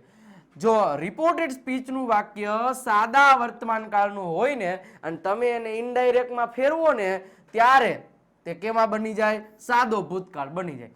ટૂંકમાં એટલું યાદ રાખવાનું ભાઈ, સાવકા એટલે કે સાદો વર્તમાન કાળ હોય ને એનું ઇનડાયરેક્ટ સાભુકા થઈ જાય. શું થઈ જાય? સાભુકા એટલે કે સાદો ભૂતકાળ થઈ જાય. એટલે એમિઝાર આપેલું હોય ને તો એનું વોઝ વર્ક કરી નાખવાનું હોય. હવે જુઓ તમે એક્ઝામ્પલ એટલે તમને ખ્યાલ આવશે. પેલું જ એક્ઝામ્પલ છે રીતિકા સેડ. હવે જો અહીંયા પેલા ઓલા 3 નિયમ લાગુ પડે છે એ જોવાના, નથી લાગુ પડતો. જો અહીંયા તો પેલા સેડ આપેલું છે એટલે પેલો નિયમ ઓલા 3 માં નથી લાગુ પડતો. બીજું નૈતિક ઇઝ બીઝી. આ સનાતન સત્ય વાક્ય ભાઈ નૈતિક બીઝી છે નથી સનાતન. વૈજ્ઞાનિક કહેવતો છે ભાઈ નથી. તો આમાં કાળ બદલે. બરોબર છે? તો હવે આ કાળ કયો છે? વર્તમાન કાળ કહેવાય. જો કહેવાય વર્તમાન કાળ ઈઝ આપ્યું છે, એમિઝાર આપ્યું એટલે વર્તમાન કાળ કરી નાખવાનું, એનો ભૂતકાળ ફેરવી નાખવાનું. તો હવે જો રીતિકાનું રીતિકા રહેશે, એ બોલનાર હંમેશા પહેલા જ હોય, યાદ રાખવાનું. બધાયમાં સાંભળનાર હોય એવું ફરજિયાત નથી. બરોબર? આ વસ્તુ ધ્યાનમાં રાખવાનું. ન હોય તો સેડ નું સેડ એમ નામ રાખવાનું, તો ટોલ્ડ કરી શકો. પણ આપણે સેડ બોલનાર ન હોય ત્યાં સેડ નું સેડ રાખો તો ચાલે. રીતિકા સેડ. હવે મેં તમને શું કીધું તું? ડબલ ઇન્વર્ટેડ કોમા હોય એને કાઢી અને શું લગાડી દેવાનું? ધેટ. ધેટ નો મીનિંગ થાય કે. જો રીતિકાએ કીધું કે આ કે છે. શું કીધું? કે નૈતિક. નૈતિક એટલે કે નૈતિક ભાઈ. ઇઝ નું થઈ જશે વોઝ અને બીઝી નું તો બીઝી જ રહેશે. એટલે ટૂંકમાં એમ અને ઇઝ આપેલા હોય ને એનું વોઝ થઈ જાય અને આર આપેલું હોય તો એનું વર થઈ જાય. ટૂંકમાં એક વચનના એક વચનમાં બદલે, બહુવચનના બહુવચનમાં બદલે. આટલી ખબર હોવી જોઈએ. આ પ્રથમ નિયમ થઈ ગયો. હજુ બીજું કીધું છે આઈ સેડ, મેં કીધું. આઈ એમ વેરી બિઝી કે ભાઈ હું ખૂબ જ વ્યસ્ત છું. તો આઈ સેડ ધેટ, મેં કીધું કે આઈ વોઝ વેરી બિઝી. એમિઝાર નું ખાલી વોઝ વેર કરવાનું છે, બાકી કાંઈ નથી. એટલે પહેલો નિયમ સમજાઈ ગયો કે જો RS નું વાક્ય સાદા વર્તમાન કાળનું હોય તો એને સાદા ભૂતકાળમાં ફેરવી નાખવાનું. એમિઝાર હોય તો એનું વોઝ વર્ક કરી નાખવાનું. બરોબર? એમિઝ હોય તો વોઝ, આર હોય તો વર. આટલું ધ્યાનમાં રાખવાનું. નિયમ નંબર 2 શું કે છે કે રિપોર્ટેડ સ્પીચનું વાક્ય જો ચાલુ વર્તમાન કાળનું હોય તો ઇનડાયરેક્ટમાં ફેરવો તો એ ચાલુ ભૂતકાળ થઈ જાય. ભાઈ સાદો વર્તમાન સાદો ભૂતકાળ, ચાલુ વર્તમાન ચાલુ ભૂતકાળમાં ફરી જાય. એટલે અહીંયા શું થશે? ચાવકા, એનું થઈ જશે ચાબુકા. બરોબર છે, સાવ સિમ્પલ છે. અને આમાં ઓલા જેવું જ છે ભાઈ, એમિઝાર છે તો વોઝવર થઈ જાય. આઈએનજી તો બેયમાં લાગવાનું જ છે, ખાલી એમિઝાર નું વોઝવર કરી નાખવાનું. જો એક્ઝામ્પલ જો, સાવ સહેલું છે ભાઈ, ડાયરેક્ટ ઇનડાયરેક્ટ. હવે આવું વાક્ય તમને આપ્યું હોય કે દીવા સેડ ટુ નીવા, દીવાએ નીવાને કીધું, કોમા ડબલ કે David is doing his homework, David છે એનું હોમવર્ક કરી રહ્યો છે. તો સિમ્પલ વસ્તુ છે, દીવાનું દીવા બોલનાર છે એમનામ જ રહેશે. સેડ ટુ નું અહીંયા ટોલ્ડ થઈ ગયું છે. હવે નીવા છે તો નીવાનું નીવા જ, પેલા બોલનાર, પછી રિપોર્ટિંગ વર્બ, પછી સાંભળનાર અને પછી સંયોજક, બે વાક્યને જોડવા માટે. જો આ પેલું વાક્ય કહેવાય અને આ બીજું વાક્ય કહેવાય. તો બે વાક્યને જોડવા માટે કંજક્શન નો ઉપયોગ થાય કે ન થાય? તો આ ધેટ છે એ કંજક્શન છે, એટલે એનો મીનિંગ થાય કે દીવાએ નીવાને કીધું કે David was doing his homework. અહીં જો ખાલી એમિઝાર નું વોઝ વેર જ કર્યું. આઈએનજી તો આમાંય છે તો આઈએનજી તો એમાંય આવે, ચાલુ વર્તમાનમાં ચાલુ ભૂતકાળમાં છે. સાવ સિમ્પલ. બીજું, ધ ટીચર સેડ, ટીચરે કીધું શું? કે he is singing a song. તો teacher said that, comma double inverted comma નીકળી જાય, ધેટ લાગે. હી નું હીજ, એમિઝાર નું શું થઈ જાય? વોઝ વર. એટલે અહીંયા વોઝ થશે, સિંગિંગ અ સોંગ. સિમ્પલ વસ્તુ છે, કાંઈ આમાં વસ્તુ કરવાની છે નહીં. ચાલુ વર્તમાન ચાલુ ભૂતકાળ, સાદો વર્તમાન સાદો ભૂતકાળ. હવે ત્રીજો નિયમ, રિપોર્ટેડ સ્પીચનું વાક્ય પૂર્ણ ભૂતકાળમાં પૂર્ણ વર્તમાન કાળમાં હોય તો એને ફેરવીએ તો પૂર્ણ ભૂતકાળમાં ફરી જાય. ટૂંકમાં સાદા ત્રણેય, સાદા વર્તમાન, સાદો ભૂતકાળ અને ચાલુ વર્તમાન કાળ છે એ બધા શેમાં ફરી જાય? ઓલામાં ફરી જાય. સાદો વર્તમાન સાદા ભૂતકાળમાં ફરે, ચાલુ વર્તમાન ચાલુ ભૂતકાળમાં ફરે, પૂર્ણ વર્તમાન પૂર્ણ ભૂતકાળમાં ફરે. એટલે આનું શું થઈ જશે? પૂર્ણ વર્તમાન કાળ પૂવકા, એનું થઈ જશે પૂભુકા. સમજાઈ ગયું? ચલો, એટલે હેવ એઝ નું હેડ કરી નાખવાનું, કારણ કે V3 તો આમાંય આવશે અને V3 આમાંય આવે. સાવ સહેલું છે સાહેબ, ડાયરેક્ટ ઇનડાયરેક્ટમાં કાંઈ છે નહીં. જો એક્ઝામ્પલ, મિતેશ સેડ, મિતેશે કીધું, Nitesh has drone a good picture. બરોબર, તો મિતેશ સેડ કોમાં નીકળી જાય, ધેટ લાગી જાય, નિતેશ હેઝ નું શું થઈ જાય? હેડ. કારણ કે અહીં જો લખ્યું છે કે હેવ હેઝ નું થઈ જાય હેડ, એટલે હેડ ડ્રોવન અ ગુડ પિક્ચર. બરોબર છે, સરસ મજાનું ચિત્ર દોરી લીધું હતું. આ થઈ ગયું ઇનડાયરેક્ટ સ્પીચ. નીચે એક એક્ઝામ્પલ આપ્યું, વી સેડ, અમે કીધું, they have spoken the truth. તો જો હેવ પ્લસ V3 આપેલું, પૂર્ણ વર્તમાન પૂર્ણ ભૂતકાળ. આપણે કાંઈ નો યાદ રહેતા, આમ કહો હેવ એઝ નું હેડ કરી નાખવાનું, બીજું કાંઈ નહીં યાદ રાખો. બાકી જો બધું એમ નામ છે, એટલે પૂર્ણ વર્તમાન કાળ હોય ત્યારે એનું પૂર્ણ ભૂતકાળ બની જાય છે. તો નિયમ 3 સમજાણો. હવે નિયમ નંબર 4 જોઈએ. હવે વર્તમાન પૂરા, કદાચ વર્તમાનના 3 એ 3 આપ્યા હોય તો કેમાં ફરે? એના ભૂતકાળમાં ફરે. સાદો વર્તમાન હોય તો સાદા ભૂતકાળમાં, ચાલુ વર્તમાન હોય તો ચાલુ ભૂતકાળમાં, પૂર્ણ વર્તમાન હોય તો પૂર્ણ ભૂતકાળમાં. હવે સાદા ભૂતકાળમાં વાક્ય આપ્યું હોય તો એ શેમાં ફરે? તો એ ફરશે પૂર્ણ ભૂતકાળમાં. એટલે પૂર્ણ વર્તમાનનું પૂર્ણ ભૂતકાળમાં ફરે, સાદો ભૂતકાળ હોય તો પૂર્ણ ભૂતકાળમાં. તમારે ખાલી એક એક સેન્ટેન્સ જ યાદ રાખવાનું, એટલે ડાયરેક્ટ ઇનડાયરેક્ટ પૂરું છે. બરોબર છે? સાદો વર્તમાન સાદો ભૂતકાળ, ચાલુ વર્તમાન ચાલુ ભૂતકાળ, પૂર્ણ વર્તમાન પૂર્ણ ભૂતકાળ, સાદો ભૂતકાળ પૂર્ણ ભૂતકાળ છે. નાની નાની વસ્તુ યાદ રાખવાની, બાકી કાંઈ નથી. એટલે કે ક્રિયાપદનું ભૂતકૃદંતનું રૂપ થઈ જાય. કદાચ હેડ અને મુકાઈ જાય, ડીડ નોટ આપેલું હોય, સાદા ભૂતકાળમાં ડીડ આવે ને, ડીડ નોટ આપેલું હોય તો હેડ નોટ કરી નાખવાનું. હવે જો આમાં તમને આપણા જે કાળ ભણ્યા છો એ કાળ પરફેક્ટલી ખબર હશે તો જ તમે આ કરી શકો, નહીતર ન કરી શકો. જો આયા આલિયા સેડ ટુ માલિયા, આલિયાએ માલિયાને કીધું શું? કે Ranbir sang a nice song, રણબીરે બહુ સારું ગીત ગાયું. તો અહીંયા જો V2 આપેલું છે, સેંગ, સિંગ નું સેંગ, તો સબ્જેક્ટ પ્લસ V2 સાદા ભૂતકાળમાં જ આવે. તો સાદા ભૂતકાળ શેમાં ફરે? એટલે ટૂંકમાં એક જ વસ્તુ યાદ રાખવાનું, કોઈ વાક્યમાં V2 આપ્યું હોય ને તો એનું થઈ જાય હેડ પ્લસ V3. તો જો અહીંયા ઈ થઈ જશે, Alia told Maliya that Ranbir, V2 છે તો હેડ, સેંગ નું V3 સંગ, એટલે આ જો આ થઈ ગયું હેડ અને આ થઈ ગયું V3, had plus V3 a nice song. કાળ પરિવર્તન કરતા આવડતું હોય ને આ ઈ જ છે, ચેન્જ ધ ટેન્સ, બીજું કાંઈ નથી. સમજ્યા તમે? હવે જો વિક્રમ સેડ વિપુલ ટોટ હિન્દી, તો વિક્રમ સેડ ધેટ વિપુલ, આ V2 આપેલું છે તો V2 નું શું થઈ જાય? હેડ ટોટ હિન્દી થઈ જશે. સમજાઈ ગયું? ચાલો એના પછી નિયમ નંબર 5. નિયમ નંબર 5 શું કે છે કે ભાઈ ચાલુ ભૂતકાળનું વાક્ય આપેલું હોય ને તો એ ચાલુ પૂર્ણ ભૂતકાળ બની જાય છે. એટલે ટૂંકમાં વોઝ વર વાળું વાક્ય હોય ને તો એનું હેડ બીન થઈ જાય. બરોબર? હેડ બીન પ્લસ V1 નું ing વાળું રૂપ. આ વસ્તુ યાદ રાખવાની. હવે જો એક્ઝામ્પલ તમને આપ્યું છે કે ધ પ્રિન્સિપલ સેડ, પ્રિન્સિપલે કીધું કે the boys were celebrating Ganesh Mahotsav. તો અહીંયા જો વર આપેલું છે અને એની સાથે ing. હવે જો આમાં ઘણા કેવું કરશે ખબર? ઘણા એવું કરે કે ભાઈ ચાલુ વર્તમાનમાંથી ચાલુ ભૂતકાળ ફેરો ને તો ચાલુ ભૂતકાળનું ચાલુ વર્તમાન કાળ કરી નાખે. નો ફરે કોઈ દિવસ. આ વસ્તુ એક દરેકે ધ્યાનમાં રાખવાની છે. આપણે ડાયરેક્ટ ઇનડાયરેક્ટ છે ને છકડો રિક્ષા જેવું છે, એમાં કોઈ દિવસ રિવર્સ ગેર જ ન હોય, રિવર્સ પડે જ નહીં કોઈ દી. આમાં રિવર્સ ગેર જ ન પડે, બાકી બધા રિવર્સ પડે. આમાં કોઈ દી એનું આમાં પાછું ન ફરે. સાદા વર્તમાનમાં સાદો ભૂતકાળ થઈ ગયો, પછી સાદા ભૂતકાળ આપ્યો હોય પાછું સાદો વર્તમાન ન થાય, એ પૂર્ણ ભૂતકાળ, એ આગળ હેલું જાય. એટલે આ વસ્તુ દરેકે ધ્યાનમાં રાખવાની. બરોબર? એટલે હવે જુઓ અહીંયા વોઝ વર પ્લસ ing વાળું છે તો વોઝ વર નું ખાલી હેડ બીન કરી નાખવાનું, કારણ કે ing તો આમાં એમ જ રહેવાનું છે.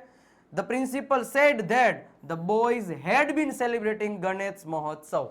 સમજાઈ ગયું? સાવ ઈઝી છે, આમાં કાંઈ નથી. અને છઠ્ઠો નિયમ જો ભાઈ કેટલા કાળ થયા? વર્તમાન બધાય પૂરા થઈ ગયા, ભૂતકાળ પૂરા થઈ ગયા. ભવિષ્યમાં શું? એમાં એક જ નિયમ યાદ રાખવાનો. ભવિષ્ય હાવ હેલું, હાવ એટલે હાવ પપ્પુ જેવું. જો શું કે છે કે ભાઈ રિપોર્ટેડ સ્પીચમાં જો વિલ આપેલું હોય, શેલ આપેલું હોય, કુડ આપેલું હોય, વુડ આપેલું હોય, કેન આપેલું હોય, મે આપેલું હોય, માઇટ આપેલું હોય, શુડ આપેલું હોય, તો શું કરવાનું ભાઈ? તો શું કરવાનું કે શેલ અને વિલ આપેલું હોય ને એનું થઈ જશે વુડ. શું થઈ જાય?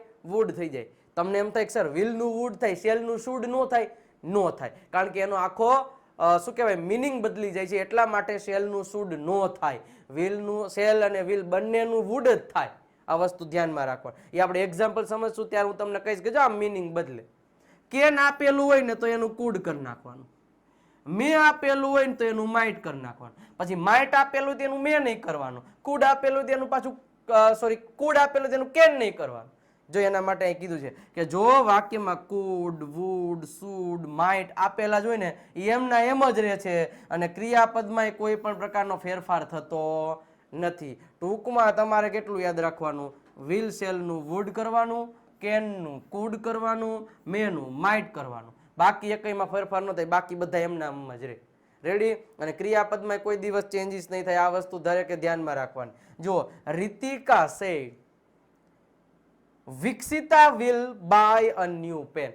બરોબર છે? તો અહીંયા વિલ આવી ગયું એટલે આ ભવિષ્યની વાત થઈ ગઈ. અહીંયા સાદો કાળ નથી, સાદો વર્તમાન નથી, કે સાદો ભૂતકાળ નથી, ચાલુ ભૂતકાળ કે ચાલુ કાંઈ નથી, સાદો ભવિષ્યકાળ છે. વિલ આપ્યું છે એટલા માટે. તો Ritika said that, double comma નીકળી જાય ધેટ લાગે. વિકસિતા નામના નામ તો એમ નામ જ રહેશે ભાઈ, અંદર હોય. પછી વિલ નું વુડ થઈ જાય, બાકી બધું પાછું એમ નામ જ રહે. સમજાઈ ગયું? Would buy a new pen. બરોબર છે? આ વસ્તુ ધ્યાન રાખો. હવે Navinbhai said all girls will take part in painting competition.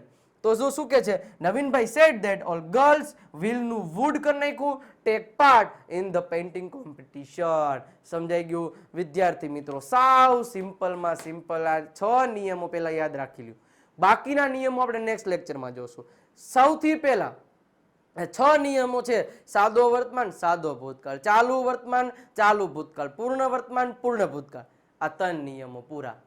પછી બીજા 3 નિયમો કયા આપણે ભણ્યા કે ભાઈ સાદો ભૂતકાળ, પૂર્ણ ભૂતકાળ, ચાલુ ભૂતકાળ, ચાલુ પૂર્ણ ભૂતકાળ, અને વિલ ને વુડ ને એવા આપ્યા હોય શબ્દો તો શું કરવાના એનો નિયમ આપણે પાછળ જોઈ લીધો. રેડી?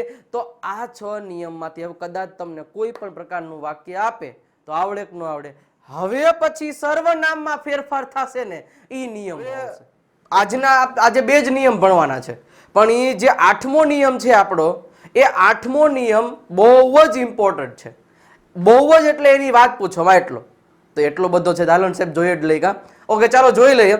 તો શું કે અને પહેલા તો આની પહેલાના 3 લેક્ચર તમે નથી જોયા તો સૌપ્રથમ એ જોશો તો જ તમને આખું ડાયરેક્ટ ઇનડાયરેક્ટ આવશે. અને આવી શોર્ટકટ રીતે તમને યુટ્યુબમાં ક્યાંય વિડીયો મળશે નહીં અને આવી રીતના તમને સ્કૂલે પણ શીખવાડવામાં નહીં હોય એવી રીતના મેં શોર્ટકટ રીતે ડાયરેક્ટ ઇનડાયરેક્ટના નિયમો બનાવ્યા છે અને તમને સહેલાઈથી સમજાઈ જાય એ જ રીતે આપણે વિડીયો બનાવેલા છે. એટલે પહેલા 1 થી 3 લેક્ચર નથી જોયે તો પહેલા એ જોઈ લેજો, કારણ કે એ જોશો તો આમાં વધારે ખ્યાલ આવશે. કારણ કે ભાઈ સૌપ્રથમ બેઝિક જે એનો પાયો છે એ ખબર હોય તો આગળ આપણને ખબર પડે કે ભાઈ આમાં શું થશે. ઓકે, તો શરૂઆત કરીએ. એની પહેલા એક વસ્તુ કહેવાની ખાસ ભૂલાઈ ગઈ કે વિડીયોને લાઈક કરી દો. તમે આગળના જેટલા વિડીયોમાં લાઈક કરેલો છે એના લીધેથી મારો ઉત્સાહ જાગે છે, ઉત્સાહ વધે છે અને એના કારણે જ હું તમને છે એ બેસ્ટમાં બેસ્ટ વિડીયો આપું છું અને તમને સૌથી સરળ રીતે સમજાઈ જાય એ માટે પ્રયાસ કરું છું. એટલે ખાસ લાઈક કરી દેજો વિડીયો અને ચેનલને સબસ્ક્રાઇબ નથી કરી તો લાલ કલરનું બટન હશે, એક જ વાર દબાવવાનું હોય, પછી વારંવાર ન દબાવવાનું હોય.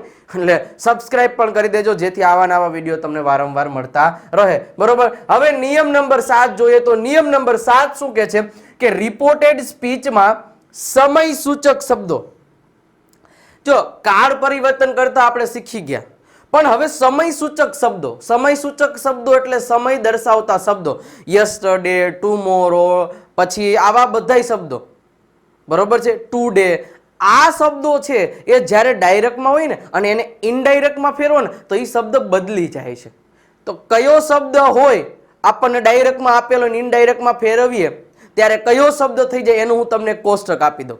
સ્ક્રીનશોટ પાડી લેવાનો, લખી લેવાનો, આ બધા નિયમો લખતું જવાનું ભાઈ, બરોબર છે, જેથી કરી અને તમને સરળ રીતે જ્યારે વાંચો ત્યારે તમને ખ્યાલ આવી જાય. વપરાતા હોય તો નીચે મુજબ એમાં ફેરફાર કરવા ભાઈ. જો હવે તમને એક કોષ્ટક આપેલું છે સરસ મજાની રીતે. જો શું કે છે અહીંયા તમને ખ્યાલ કે કોઈ પણ વાક્યમાં ધીસ આપેલું હોય, જો ડાયરેક્ટમાં હોય તો એનું શું થઈ જશે? એનું થઈ જશે ધેટ. જ્યારે ડાયરેક્ટમાંથી ઇનડાયરેક્ટમાં ફેરવો તો ત્યારે ધેટ થઈ જશે. હમણાં એક્ઝામ્પલ આપીશ એટલે તમને ખ્યાલ આવે. અત્યારે તમારે એટલું યાદ રાખો. પણ વિદ્યાર્થી મિત્રો ક્યારેય ધેટ આપેલું હોય તો એનું પાછું ધીસ ન થાય. આ વસ્તુ ધ્યાનમાં રાખવાનું. અને એક વસ્તુ આમાં નિયમ એક જ યાદ રાખવાનો.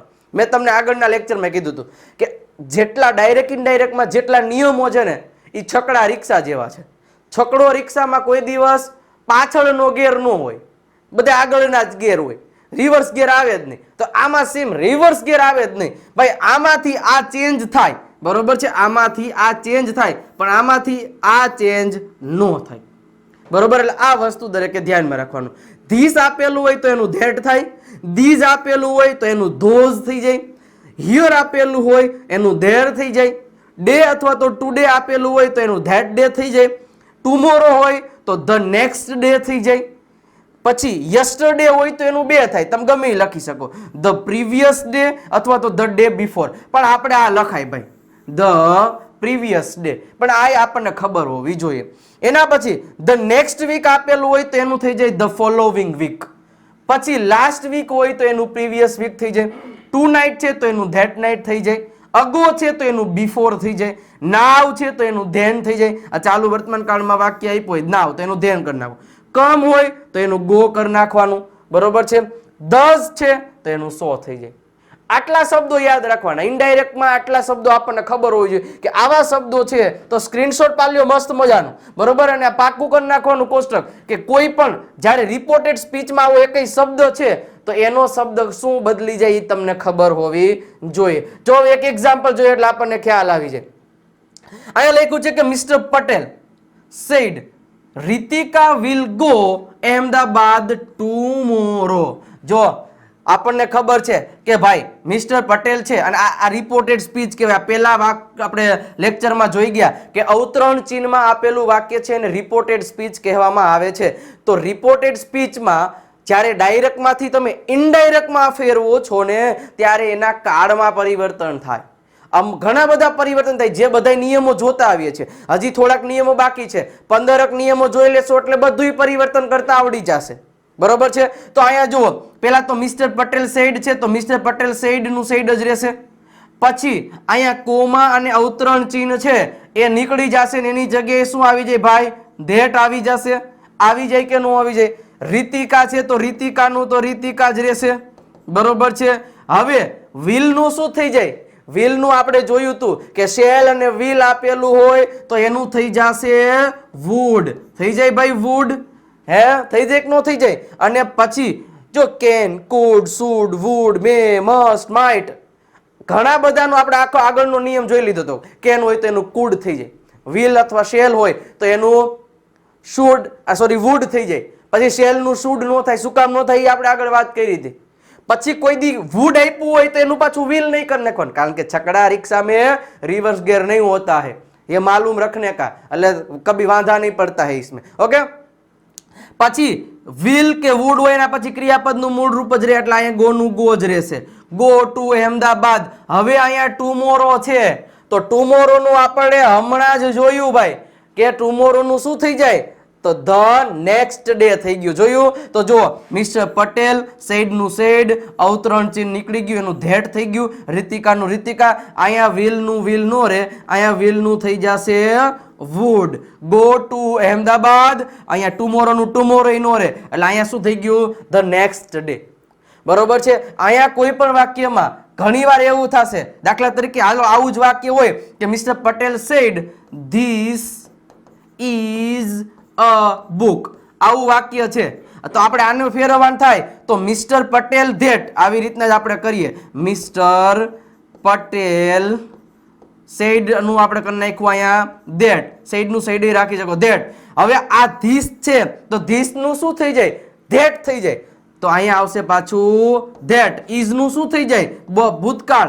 વોઝ અ બુક નું તો અ બુક જ રહેશે. તમને એમ થાય કે સાહેબ અહીંયા બે વાર ઉપરા ઉપરી ધેટ આવે? હા આવે, કારણ કે આ તો સંયોજક છે બે વાક્યને જોડવા માટે. સેડ નું ધેટ કે અહીંયા જે સેડ આવશે, સોરી, બરોબર છે. અહીંયા બે વાક્યને જોડવા માટે ધેટ નો ઉપયોગ કર્યો છે અને આ ધેટ છે એ તો આ ધીસ નું કરેલ છે, બરોબર છે. એટલે mister Patel said that was a book, આવી રીતે થઈ જશે. સમજાઈ ગયું? એટલે આ સેડ આપણે ભૂલી ગયા હતા એ પાછું અહીંયા રાખી દીધું છે અને આ ધેટ છે એ બે વાક્યને જોડવા માટે સંયોજક વપરાણું અને આ ધેટ છે એ આ ધીસ નું થયું છે. સમજાઈ ગયું? સાવ સિમ્પલ છે, નોર્મલ વાક્ય છે. ચાલો હવે 8મો નિયમ સૌથી ઇમ્પોર્ટન્ટ છે. આ નિયમમાંથી પરીક્ષામાં પૂછાશે. જો લખવું હોય ત્યાં લખી લ્યો, કારણ કે આ નિયમ સર્વનામમાં ફેરફાર છે અને આ નિયમ પરફેક્ટલી સમજાઈ ગયો એટલે ડાયરેક્ટ ઇન ડાયરેક્ટમાં તમારે આંખ બંધ કરીને 4 માર્ક પૂછાય તો 4 માર્ક, 6 માર્કનું પૂછાય તો 6 માર્ક, 3 માર્કનું પૂછાતું હોય તો 3 માર્ક, જેટલા માર્કનું પૂછાતું હોય ને બધું રોકડું. જો સરસ મજાની રીતે કે રિપોર્ટેડ સ્પીચમાં આવતા સર્વનામો. સર્વનામો એટલે શું? આઈ, મી, માય, વી, અસ, અવર, આ બધે આખું કોષ્ટક ખબર છે ને? સર્વનામ કોને કહેવાય એની વાત આપણે કરી દીધી છે. નામની બદલે વપરાતો શબ્દ આઈ છે એ સર્વનામ છે. હી, શી, ઈટ આ બધા સર્વનામ કહેવાય. તો આખું કોષ્ટક હમણાં તમને શીખવાડું જ છું, એને સર્વનામ કહેવાય. તો એ સર્વનામમાં ફેરફાર થાય. કેવી રીતે શું? ચિંતા ન કરો, હમણાં સમજાઈ જશે. હવે સર્વનામો તે બોલનાર છે કે સાંભળનાર છે એ માટે વપરાયેલો હોય તેની વિભક્તિ પ્રમાણે ફેરફાર થાય. કેવી રીતે એ હમણાં સમજાઈ જશે. જુઓ, સૌ પ્રથમ આ સર્વનામ એટલે જે વાક્યમાં સર્વનામ આપેલું હોય એ બોલનાર માટે છે કે પછી સાંભળનાર માટે છે એ નક્કી કરવાનું. બંનેની સમાન વિભક્તિ હોય તો કઈ ફેરફાર ન થાય ભાઈ. બોલનાર છે એ બંને છોકરીઓ હોય અથવા તો બંને ભાઈ હોય તો પછી ફેરફાર બહુ જાજા થતા નથી, નહીતર થોડુંક વધારે ધ્યાન રાખવું પડે છે. હમણે બધું આખું વાક્ય સેન્ટેન્સ સમજાવીશ ત્યારે જ તમને સમજાશે, બરોબર છે.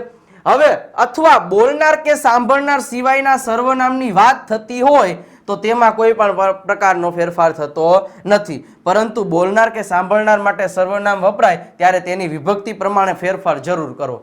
કાંઈ ન સમજાણું? રહેવા દો. હવે જુઓ, હવે આ જુઓ, આ કોષ્ટક તમને બધાને દેખાય છે.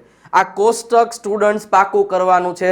આ તમને ખબર છે મેથ્સમાં તમે બધા ઓલું સાઇન થીટા ને કોસ થીટાનું ઓલું આખું એક આવે છે, સાઇન 30 ની કિંમત શું થાય, સાઇન 60 ની કિંમત શું થાય. આ કોષ્ટક તમારે બધે પરીક્ષા દેવા જાવ તો કેમ લખી નાખો છો રફ પેજમાં પાછળ? આ એવું જ કોષ્ટક છે. અને આ કોષ્ટકમાંથી કેટલું બધું પૂછાય. જો change the gender, change the tense પૂછાય, પછી change the singular to plural પૂછાણું હોય, બરોબર છે. આ બધામાં આનો ઉપયોગ થશે. એક્ટિવ પેસિવમાં પણ આ કોષ્ટકનો ઉપયોગ થાય છે. તો આનું આઈનું મી થઈ જાય, વીનું અસ થઈ જાય. એટલે આ કોષ્ટક તમારે ત્યાં પેપર દેવા જાવ ને રફ પેજ પાછળ બનાવી નખાય. એવું ન હોય ગણિતમાં રફ પેજ જ બને, ઇંગ્લિશમાં ન બને. બનાવી નાખવાનું, ઉપર રફ પેજ કરીને આખું લખી નાખવાનું, એટલે સૌથી સહેલું પડે. હવે જુઓ આખું કોષ્ટક શું કહેવા માંગે છે, આખું તમને એક્સપ્લેન કરી દો, બરોબર. થોડીક કેવી વાર લાગશે, બહુ નહીં લાગે.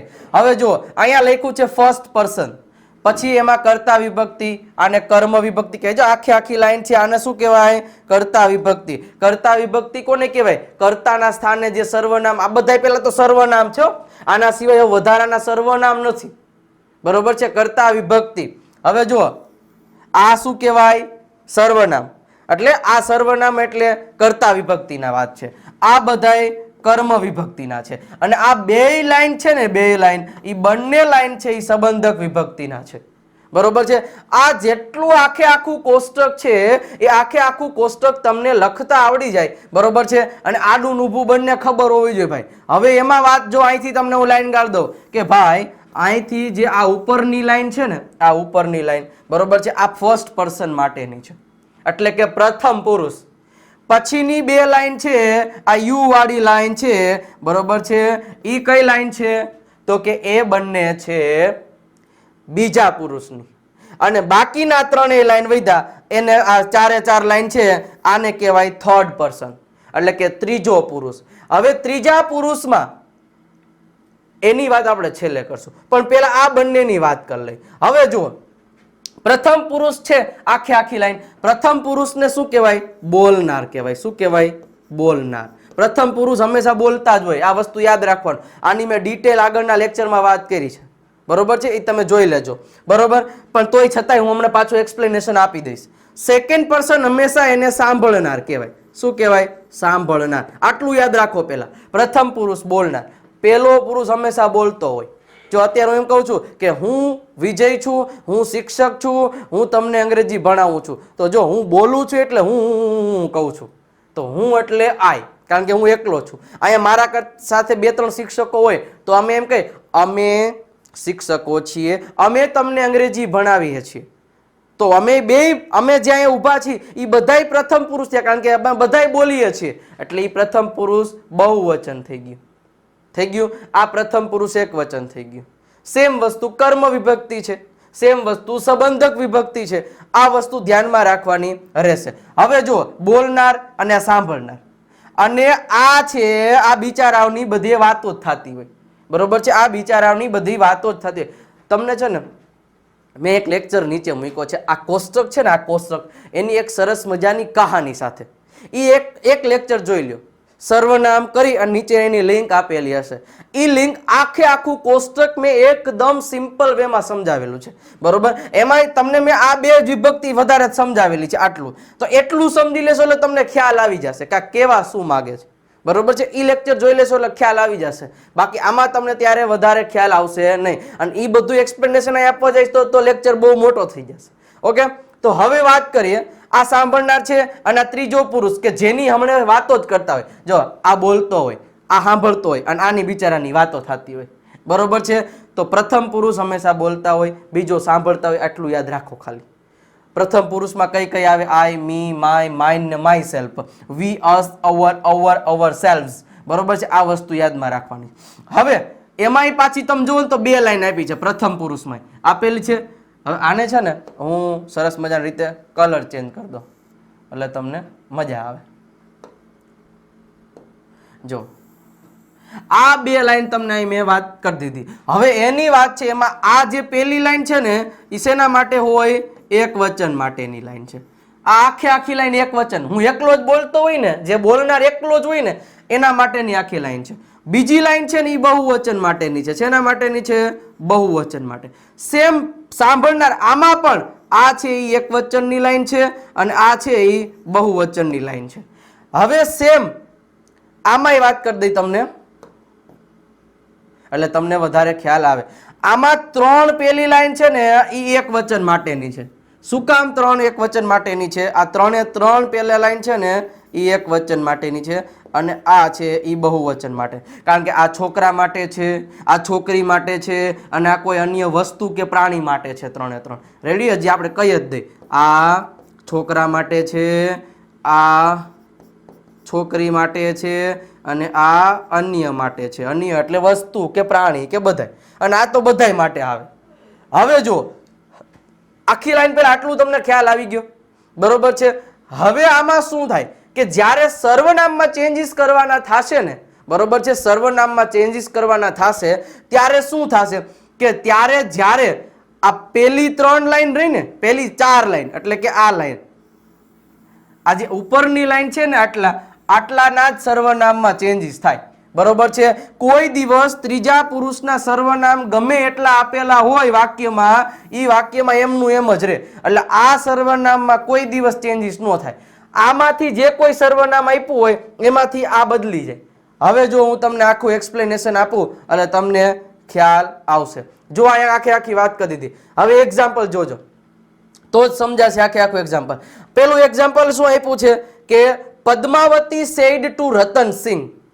હવે જુઓ અહીંયા આય આપેલો છે તો આમાં જ્યારે આય આપેલો હોય ત્યારે જ્યારે ઇનડાયરેક્ટ સ્પીચ, જો અત્યાર સુધીના જેટલા આપણે 7 નિયમ જોયા તો 7 નિયમ સુધીમાં અત્યારે ક્યાંય તમને એક પણ પ્રકારનું સર્વનામ આવ્યો નથી. આવ્યો તો એકય સર્વનામ નથી આવ્યો. હવે સર્વનામ આવ્યા, કારણ કે સર્વનામમાં ફેરફાર કરાવવું પછી તમને વાક્યમાં સર્વનામ ઘૂસેડું નહીં, પેલા ઘૂસેડીને કઈ મતલબ નથી. હવે જો આ પદ્માવતી છે એ છોકરી છોકરો ભાઈ, તો આ શું છે? ગર્લ છે. પછી રતનસિંહ છે એ બોય કે ભાઈ ગર્લ? તો કે એ બોય છે. હવે જુઓ મેં તમને હમણાં નિયમ ચાલુ કર્યો ને ત્યારે મેં તમને કીધું હતું કે આખું વાક્ય હોય ને, આ રિપોર્ટેડ સ્પીચનું વાક્ય હોય ને, એમાં જેટલા સર્વનામ હોય ને એ સર્વનામ ડાયરેક્ટમાંથી ઇનડાયરેક્ટમાં જાય ને ત્યારે ચેન્જીસ થઈ જાય. આય છે તો એનું તમે ઇનડાયરેક્ટ કરો ત્યારે આઈનું આઈ નો રે ભાઈ. યોર છે તો યોરનું યોર નો રે. એ ચેન્જીસ થઈ જાય. પણ એ કેમ કરવું એના માટે આ જોવાનું છે. પણ કદાચ જો આ વાક્યમાં આ આખું રિપોર્ટેડ સ્પીચનું વાક્ય કહેવાય, આ આરએસ નું વાક્ય કહેવાય, જો આરએસ ના વાક્યમાં આટલામાંથી કોઈ પણ સર્વનામ આપ્યું હોય ને તો ઈનો ઈ સર્વનામ એમ નામ જ રહે. કદાચ તમને કઈ હર્ષ આપેલું છે તો હર્ષ એમ નામ જ રહે. કદાચ કઈ હર આપેલું છે તો ઇનડાયરેક્ટમાં હરનું હર જ રહે. કદાચ કઈ હી આપેલું છે તો ઇનડાયરેક્ટમાં અહીંયા હી આપ્યું હોત ને, હી શેર, હી વિલ બ્રિંગ, તો હીનું હી જ રહે. હીનું કાંઈ ચેન્જીસ થાત નહીં. હંમેશા એક જ વસ્તુ યાદ રાખવાનું કે આ 4 લાઈન છે ને, આ 4 લાઈનમાંથી કોઈ પણ સર્વનામ આપ્યો હોય એટલે એ સર્વનામ બદલી જ જાય. અને એ કેમ બદલે એ હવે તમને હું શીખવાડું. જોવો, ધ્યાન રાખજો. પદ્માવતી સેડ ટુ રતન સિંહ. પહેલા તો આ એમ નામ આવશે, પદ્માવતી ટોલ્ડ રતન સિંહ, બરોબર છે. હવે બે વાક્યને જોડવા માટે આપણે અહીંયા ધેટ મૂકી દેશું. હવે જુઓ આ આય છે એ બોલનાર માટે વપરાણો છે કે સાંભળનાર માટે વપરાણો છે એ જોવાનું. હવે જો અહીંયા શું કે છે? પદ્માવતી બોલે છે. પદ્માવતીએ રતનસિંહને કીધું. પદ્માવતીએ રતનસિંહને કીધું એટલે બોલે છે કોણ? વાત કોણ કરે છે? બોલવાની ક્રિયા કોના દ્વારા થાય છે? ભાઈ પદ્માવતી દ્વારા. એટલે આ છે એ બોલનાર છે. પદ્માવતી બોલનાર છે. અને આ વાક્યમાં સાંભળનાર કોણ છે? સાંભળે છે કોણ? રતનસિંહ. એટલે આ થઈ ગયું સાંભળનાર. થઈ ગયું. તો પેલા બે વસ્તુ ખબર પડી કે કોણ વાક્યમાં કયું વાક્ય બોલે છે અને કોણ સાંભળે, એ પેલા ખબર હોવી જોઈએ. એટલે પદ્માવતી બોલે છે અને રતનસિંહ સાંભળે છે. તો હંમેશા એક વસ્તુ યાદ રાખજો. મેં તમને શું કીધું હતું કે આ જે છે પ્રથમ પુરુષ, આ પ્રથમ પુરુષ છે એ શું કહેવાય? બોલનાર કહેવાય. આ બંને લાઈન હોય ને એ હંમેશા બોલનાર પ્રમાણે ફેરફાર થાય અને આ બંને લાઈન છે એ હંમેશા સાંભળનાર પ્રમાણે ફેરફાર થાય. તો હવે જો અહીંયા આય છે તો આય શેમાં છે? અહીંયા આય તો કે આય છે એ બોલનાર પ્રમાણે ફેરફાર થાય. તો આ બોલે છે કોણ? પદ્માવતી. જો આ પદ્માવતી જ કે છે આઈ શેલ, હું લઈ આવીશ, બરોબર. બ્રિંગ એટલે લઈ આવીશ. યોર બુક, તમારી બુક. તો આ યોર છે એ કોના માટે વપરાણું? રતનસિંહ માટે. રતનસિંહને કહે છે તમારી બુક હું લઈ આવીશ. સમજાઈ ગયું? તો આઈ છે એ કોના પ્રમાણે ફેરફાર થશે? પદ્માવતી પ્રમાણે. તો હવે જુઓ આઈ અહીંયા આપેલો છે. હવે આઈમાં આ કોણ છે? પદ્માવતી છોકરી છે. તો હંમેશા આ લાઈનનું છે ને એ હંમેશા ત્રીજા પુરુષમાં જ ચેન્જીસ થાય. તો આઈ છે ને આઈ એનું આમાં નીચે છોકરીમાં જવા દેવાનું. અચ્છા અહીંયા આવે શી, એટલે આઈ નું થઈ જાય શી. હવે શેલ નું તો શું થઈ જાય? શુડ, વુડ થઈ જવાનું છે વુડ. બ્રિંગ નું બ્રિંગ જ રહેશે. હવે જો અહીંયા યોર આપેલું છે, યોર એટલે તમારી બુક. તો હવે જો અહીંયા યોર બે આપેલા છે, પણ આ બે છે એ એક જ, આ એક વચનની લાઈન છે ને, આ એક વચનની લાઈન છે, આ બહુવચનની છે. તો અહીંયા તો રતનસિંહને એકને જ કહે છે તમારી બુક છે, એટલે અહીંયા આ એક વચનનું થયું. તો આ બુક આ જે યોર છે એ કેના પ્રમાણે ફરે છે? તો કે સાંભળનાર પ્રમાણે. તો સાંભળે છે કોણ? રતનસિંહ. તો રતનસિંહ કોણ છે? છોકરો. તો રતનસિંહ છે એ અહીંયા યોરનું શેમાં ફરશે? છોકરામાં. બરોબર? તો આ છોકરાની લાઈન પ્રમાણે અને આ છોકરીની લાઈન પ્રમાણે, આ બે લાઈનમાં જ વધારે પડતું ફરતું હોય. આ ધ્યાનમાં રાખવાનું 99%. તો બરોબર છે. કોની વાત થાય છે? એટલે અહીંયા યોરનું શું થઈ જાય? હીઝ થઈ જશે. હીઝ બુક ટુમોરોનો ધ નેક્સ્ટ ડે થઈ જશે. સમજાઈ ગયું? તો હવે જો એનું વાક્ય તમે જોશો એટલે ખબર પડશે. પદ્માવતી સેડ ટુ, અહીંયા તમે ટોલ્ડ પણ લખી શકો. ટુ રતનસિંહ ધેટ, આઈ નું શી થઈ ગયું કારણ કે આ પદ્માવતી બોલે છે બોલનાર પ્રમાણે. શેલ નું વુડ થઈ ગયું, બ્રિંગ નું બ્રિંગ. યોર નું શું થઈ ગયું? અહીંયા હિમ આવશે નહીં, અહીંયા આવશે હિઝ બુક. બરોબર? હિમ બુક નું આવે કારણ કે એ તો કર્મ વિભક્તિ. અહીંયા ખાલી યુ હોત તો યુ નું હિમ થાત. અહીંયા તો યોર છે એટલે એનું હિઝ જ થાય. બરોબર? એટલે અહીંયા પ્રિન્ટિંગ મિસ્ટેક છે. એટલે આ વસ્તુ દરેકે ધ્યાનમાં રાખવાની રહેશે. હવે એના પછીનું વાક્ય જુઓ. આવી રીતે પૂછાય તો કેમ કરવું? રામ બોલે છે you are my best friend. તો હવે આનું આપણે બદલાવી. પેલા તો રામ બોલે છે કે રામ, પછી કોને કે છે? શ્યામને કે છે, એટલે રામ ટોલ્ડ શ્યામ. બરોબર છે? હવે જો પેલા સૌ પ્રથમ આપણે આ વાક્યનું, પેલા વાક્યનું થઈ જાય ને પછી જ બીજા વાક્યનું કરવાનું. ત્યાં સુધી બીજા વાક્યનું કરવાનું નહીં. હાલો હવે આમાં રામ છે એ બોલનાર છે, તો અને શ્યામ છે એ સાંભળનાર છે. હવે બે આમ જોવો તો બે સરખા જ છે, બે પુરુષ જ છે, એટલે વાંધો આવશે નહીં. તો હવે રામ છે એ યુ ની વાત કરે છે. તો રામ એટલે યુ. પેલા તો આ બે વાક્યને જોડવા માટે આપણે ધેટ નો ઉપયોગ કરી દઈ. Ram told Shyam that. હવે આ વાક્યનું તમારે પેસિવ કરવાનું થાય, સોરી ઇનડાયરેક્ટ કરવાનું થાય. પેસિવ ક્યાં? હવે યુ છે તો યુ કોના પ્રમાણે ફરશે? સાંભળનાર પ્રમાણે ફરે. સાંભળે છે કોણ આ વાક્ય આખે આખું? શ્યામ સાંભળે છે. તો શ્યામ છોકરો કે છોકરી? અરે શ્યામ છોકરો છે. તો જુઓ અહીંયા ધ્યાનમાં રાખજો, યુ આપેલું છે એ યુ નું શું થઈ જાય? છોકરા પ્રમાણે હી. જો અહીંયા સીતા હોત તો સીતા હોત તો શું થઈ જાત? શું થઈ જાત? હા, તો આમાં સી થઈ જાત યુ નું. બરોબર છે? એટલે અહીંયા યુ નું થઈ જશે હી. આર નું શું થઈ જાય? એમિઝાર નું પેલા તો વોઝ વર્ડ થઈ જાય ને. હા, તો અહીંયા થઈ જશે વોઝ માય. હવે માય એટલે અહીંયા આપેલું છે. તો હવે ઈ માય છે, આ પેલા પ્રથમ પુરુષ આવી ગયો, પાછો આવી ગયો. તો પ્રથમ પુરુષ નું છે, તો પ્રથમ પુરુષ છે એ બોલતો હોય એ પ્રમાણ બદલે. બોલે છે કોણ? રામ. તો રામ નું માય માંથી છોકરા પ્રમાણે તો હીઝ. તો અહીંયા થઈ જશે હીઝ બેસ્ટ ફ્રેન્ડ. આવી રીતે થઈ જશે. હવે બીજા વાક્યનું કરીએ આપણે. હવે બીજું વાક્ય શું કે છે? શ્યામ ટોલ્ડ રામ. કારણ કે હવે બોલનાર બદલી ગયું. જુઓ તમે, શ્યામ બોલે છે આ વાક્ય. હવે જુઓ અહીંયા હી આપેલું. પેલા તો વાક્યને બે જોડવા માટે ધેટ નો ઉપયોગ કરી દેશું. હી છે તો હી નું ચેન્જીસ શું થાય?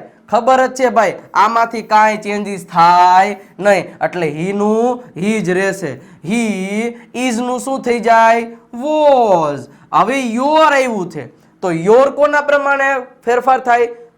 સાંભળનાર પ્રમાણે. સાંભળે છે કોણ? રામ. તો આ યોર નું શું થઈ જાય? છોકરા પ્રમાણે, એટલે હીઝ. તો અહીંયા થઈ જશે હીઝ ફ્રેન્ડ. સાવ સિમ્પલ છે વિદ્યાર્થી મિત્રો. છે તો અહીંયા આપણે 8મો નિયમ પૂરો થાય. બરોબર? 7મો અને 8મો નિયમ બંને કમ્પ્લીટલી જોઈ લીધા. બાકીના જે નિયમો છે એ નિયમો હવે આપણે જોવાના છીએ. એટલે ધીમે ધીમે આપણે પ્રયાણ કરી રહ્યા છીએ ડાયરેક્ટ ઇનડાયરેક્ટ પૂરું થવામાં. એટલે ખાસ વિદ્યાર્થી મિત્રો આ નિયમો ન સમજાય તો વારંવાર 2 કે 3 વાર જોજો એટલે તમને બધી જાણકારી મળી જશે. વિડીયોને લાઈક કરી દેજો, ચેનલ સબસ્ક્રાઇબ કરી દેજો જેથી કરીને આવા નવા વિડીયો તમને વારંવાર મળતા રહે. જે ટોપિક છે એ 4 ટોપિક જોઈ લેશો ત્યારબાદ જ તમને ખબર પડશે કે ભાઈ હવે શું કરવાનું છે. ઓકે, તો શરૂઆત કરીએ. એની પહેલા વિડીયોને લાઈક કરી દેજો, વિડીયોને શેર કરવાનું ભૂલતા નહીં અને આપણી ચેનલને જે તમે સબસ્ક્રાઇબ નથી કરી વિદ્યાર્થી મિત્રો તો સબસ્ક્રાઇબ કરી દેજો જેથી કરી અને આવા નવા વિડીયો છે એ તમને મળતા રહે, તમને પણ હેલ્પ થતી રહે. કોઈ પણ ટોપિક છે એ ક્લિયર થતો રહે. આપણે આખું ગ્રામર મૂકી દીધું છે, સ્પોકન ઇંગ્લિશ આખું મૂકી દીધું છે, નીચે ડિસ્ક્રિપ્શન બોક્સમાં લિંક મૂકી દીધી છે. એ તમામ વિડીયો જોઈ લેશો એટલે તમને ક્લિયર થઈ જશે. ઓકે, શરૂઆત કરીએ. તો શરૂઆત રૂલ નંબર 9 થી કરીશું. 8 નિયમ આપણે જોઈ ગયા હતા. હવે 9માં અત્યાર સુધી હકાર વાક્ય અને નકાર વાક્યનું આપણે બધું પૂરું કરી ગયા. હવે આપણે જોવાનું છે પ્રશ્નાર્થ વાક્ય. તો પ્રશ્નાર્થ વાક્યમાં શું યાદ રાખવાનું છે સ્ટુડન્ટ્સ કે એક જ વસ્તુ યાદ રાખવાની છે. જો પ્રશ્નાર્થ પછી 2 પ્રકારના હોય, બરોબર છે. એક કહી દઉં કે WH ફેમિલી મેમ્બર અને એક છે નોન WH. નોન WH એટલે શું થાય કે WH વગરના હોય ને એને નોન WH કહેવાય. તો જુઓ, રિપોર્ટેડ સ્પીચમાં પ્રશ્નાર્થ વાક્યની શરૂઆત સહાયકારક ક્રિયાપદ જેવા કે am is are, was were, shall will, should would, can could, have has, may might, do does, did થી થાય ત્યારે ઇફ કે વેધર થી વાક્ય જોડવા. અત્યાર સુધી આપણે 2 વાક્યને ધેટ થી જોડતા હતા કારણ કે રિપોર્ટેડ સ્પીચનું વાક્ય છે એ હકાર અથવા તો નકાર હતું. હવે પ્રશ્નાર્થ વાક્ય આવે અને જો પ્રશ્નાર્થ વાક્યની શરૂઆત હેલ્પિંગ વર્બથી થતી હોય, 2 પ્રકારની શરૂઆત થતી હોય. કાં તો જો આવા શબ્દોથી વાક્યની શરૂઆત થતી હોય પ્રશ્ન વાક્યની હો, અને કાં તો WH વાળા. WH એટલે why, what, how many, how, એ આના પછીનો નિયમ આવશે. પણ અત્યારે પેલા આવા શબ્દોથી વાક્યની શરૂઆત થતી હોય, આવા બધાય એમિઝારથી એટલે હેલ્પિંગ વર્બથી વાક્યની શરૂઆત થતી હોય ત્યારે 2 વાક્યને જોડવા માટે ઇફ અને વેધરનો ઉપયોગ થાય, ધેટનો ન થાય. પ્રશ્નાર્થ વાક્ય આવે એટલે 2 વાક્યને આપણે જોડવા માટે ધેટનો ઉપયોગ થશે નહીં, બરોબર. પ્રશ્નાર્થ વાક્ય સાદું વાક્ય બની જાય. પ્રશ્નાર્થ વાક્ય સાદું બની જાય એટલે પ્રશ્નાર્થ વાક્ય રચનામાંથી એને હકાર વાક્ય રચનામાં ફેરવી નાખો. હમણાં જોઈએ આપણે. અને સાદા કાળમાં સાદા વાક્યમાં જે પ્રમાણે ફેરફાર થાય તેવો ફેરફાર થાય છે. આગળના જે નિયમોમાં આપણે ફેરફાર કર્યા, કાળમાં પરિવર્તન કર્યું, સર્વનામમાં પરિવર્તન કર્યું, એ તો બધાય ફેરફાર થવાના જ છે. એ તો બધાય ફેરફાર થશે. પણ પેલા ડાયરેક્ટ નહીં ફેરફાર કરવાના. પ્રશ્નાર્થ વાક્ય હોય એને હકાર બનાવી નાખવાનું. એક્ઝામ્પલ આપીએ ને એટલે તમને ખબર પડશે. અને જો સેડ ટુ આપ્યું હોય ને, સેડ ટુ ને બદલે આસ્ડ મુકાય છે, બરોબર. આસ્ડ એટલે પૂછવું અને પ્રશ્નાર્થ ચિહ્ન નીકળી જાય. કોઈ દિવસ ડાયરેક્ટમાંથી ઇનડાયરેક્ટમાં ફેરવો ને પ્રશ્નાર્થ ચિહ્ન નીકળી જાય, ઉદ્ગાર ચિહ્ન નીકળી જાય, બધાય ચિહ્નો નીકળી જાય, એક ફૂલ સ્ટોપ રે, બરોબર. એ જોજો હમણાં કહીએ. એક્ઝામ્પલ જો, Beena said to Sapna. Beena said to Sapna. અહીંયા કીધું છે will you send me your dictionary for 1 day. હવે જો આને શું કહેવાય આપણને ખબર છે, એકવાર પાછું કહી દો. રિપોર્ટર કહેવાય. આને શું કહેવાય? લિસનર કહેવાય. આને શું કહેવાય? રિપોર્ટિંગ વર્બ કહેવાય. અને જે અવતરણ ચિહ્નમાં આપેલું હોય એને શું કહેવાય? રિપોર્ટેડ સ્પીચ કહેવાય. તો આપણને ખબર છે અત્યાર સુધી જોતા હતા કે રિપોર્ટેડ સ્પીચના વાક્યો જ્યારે ઇનડાયરેક્ટમાં ફરે ને ત્યારે આના કાળમાં પરિવર્તન થઈ જાય એવું આપણે જોતા. પણ હકાર નકાર હતું એટલે આપણે બીજું કાંઈ ફેરવતા નથી. હવે આ વાક્ય કેવું છે? પ્રશ્નાર્થ વાક્ય છે. અને પ્રશ્નાર્થ વાક્યની શરૂઆત ક્યાંથી થઈ છે? તો કે હેલ્પિંગ વર્બથી થઈ છે, એટલે આવા શબ્દોથી થઈ. તો એવા શબ્દોથી શરૂઆત થતી હોય ને એટલે ત્યારે આ પેલા તો સેડ ટુ નું છે ને એ આસ્ડ થઈ જાય. એ અહીં પ્રશ્નાર્થ ચિહ્ન હોય ને વિદ્યાર્થી મિત્રો એટલે અહીં સેડ ટુ ની બદલે આસ્ડ જ આવે, બીજું કાંઈ નહીં. તો જો હવે પેલા આપણે મૂકીશું બીના આસ્ડ. બીના આસ્ડ સપના. હવે પેલું વાક્ય થઈ ગયું. હવે અવતરણ ચિહ્ન નીકળી જાય અને એની જગ્યાએ શું મૂકી દેવાનું? ઇફ અથવા તો વેધર, બેમાં ગમે એ મૂકી શકો. આપણે ઇફ મૂકી દઈએ, નાનું પડે ને એટલે ઇફ. હવે આખે આખું વાક્ય છે ને એને તમારે ઇનડાયરેક્ટમાં ફેરવવાનું, પણ ડાયરેક્ટ નહીં ફેરવવાનું. પહેલા આ વાક્યને તમારે હકાર બનાવવું પડે. તો હકાર બનાવવું હોય તો આ જે પ્રશ્ન આ કયો કાળ છે? સાદો ભવિષ્યકાળ છે. તો સાદા ભવિષ્યકાળની હકાર વાક્ય રચના શું થાય? તો કે ખબર જ છે કે subject plus will plus V1 plus object. તો હવે જો આમાં સબ્જેક્ટ ક્યાં છે? આ યુ છે. એટલે પહેલા આપણે અહીંયા કરી નાખશું યુ. વિલ અહીંયા આવી જાય કારણ કે અહીંયા એટલે ટૂંકમાં છે ને મોટા ભાગના બધા કાળમાં એક સાદા વર્તમાન ને સાદા ભૂતકાળ સિવાય ખાલી હેલ્પિંગ વર્બને બદલાવી નાખવાનું. વિલ પાછળ વહી જાય અને યુ આગળ આવી જાય, બાકી બધું એમ નામ રહે અને પ્રશ્ન ચિહ્ન નીકળી જાય અને અહીંયા ફૂલ સ્ટોપ થઈ જાય. એટલે આ વાક્ય કેવું થઈ ગયું? હવે અહીંથી આ વાક્ય you will send me your dictionary for 1 day. હવે આ સાદું વાક્ય થઈ ગયું. જો પ્રશ્નાર્થમાંથી પહેલા આપણે સાદું ફેરવી નાખ્યું. હવે આ વાક્યને આપણે ફેરફાર કરવાનો. બરોબર છે? શું કરવાનો? ફેરફાર કરવાનો. હાલો હવે યુ છે તો યુ નું શું થાય? તો હવે તમને મેં કીધું હતું કે યુ છે ને, યુ એ હંમેશા સાંભળનાર પ્રમાણે બદલે. તો સાંભળનાર કોણ છે? સપના. સપના કોણ છે? છોકરી. તો જો હવે અહીંયા તમને એક કોષ્ટક આપી જ દીધું છે. તો હવે પહેલા તો યુ છે એ યુ અહીંયા કર્તા વિભક્તિનો યુ છે શરૂઆતમાં, એટલે એ યુ આ જ હોય. હવે યુ છે એ કોના પ્રમાણે ફેરફાર કરવાનો છે?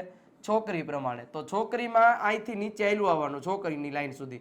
અચ્છા, આ છોકરીની લાઈન આવી ગઈ. આ છોકરાની છે, આ છોકરીની છે, આ અન્યની છે. એટલે અહીંયા આવ્યું. એટલે અહીંયા ઉભા રહ્યા એટલે શું આવ્યું? સી આવ્યું. એટલે આપણે અહીંયા મૂકીશું. જો અહીંયા આવી ગયું.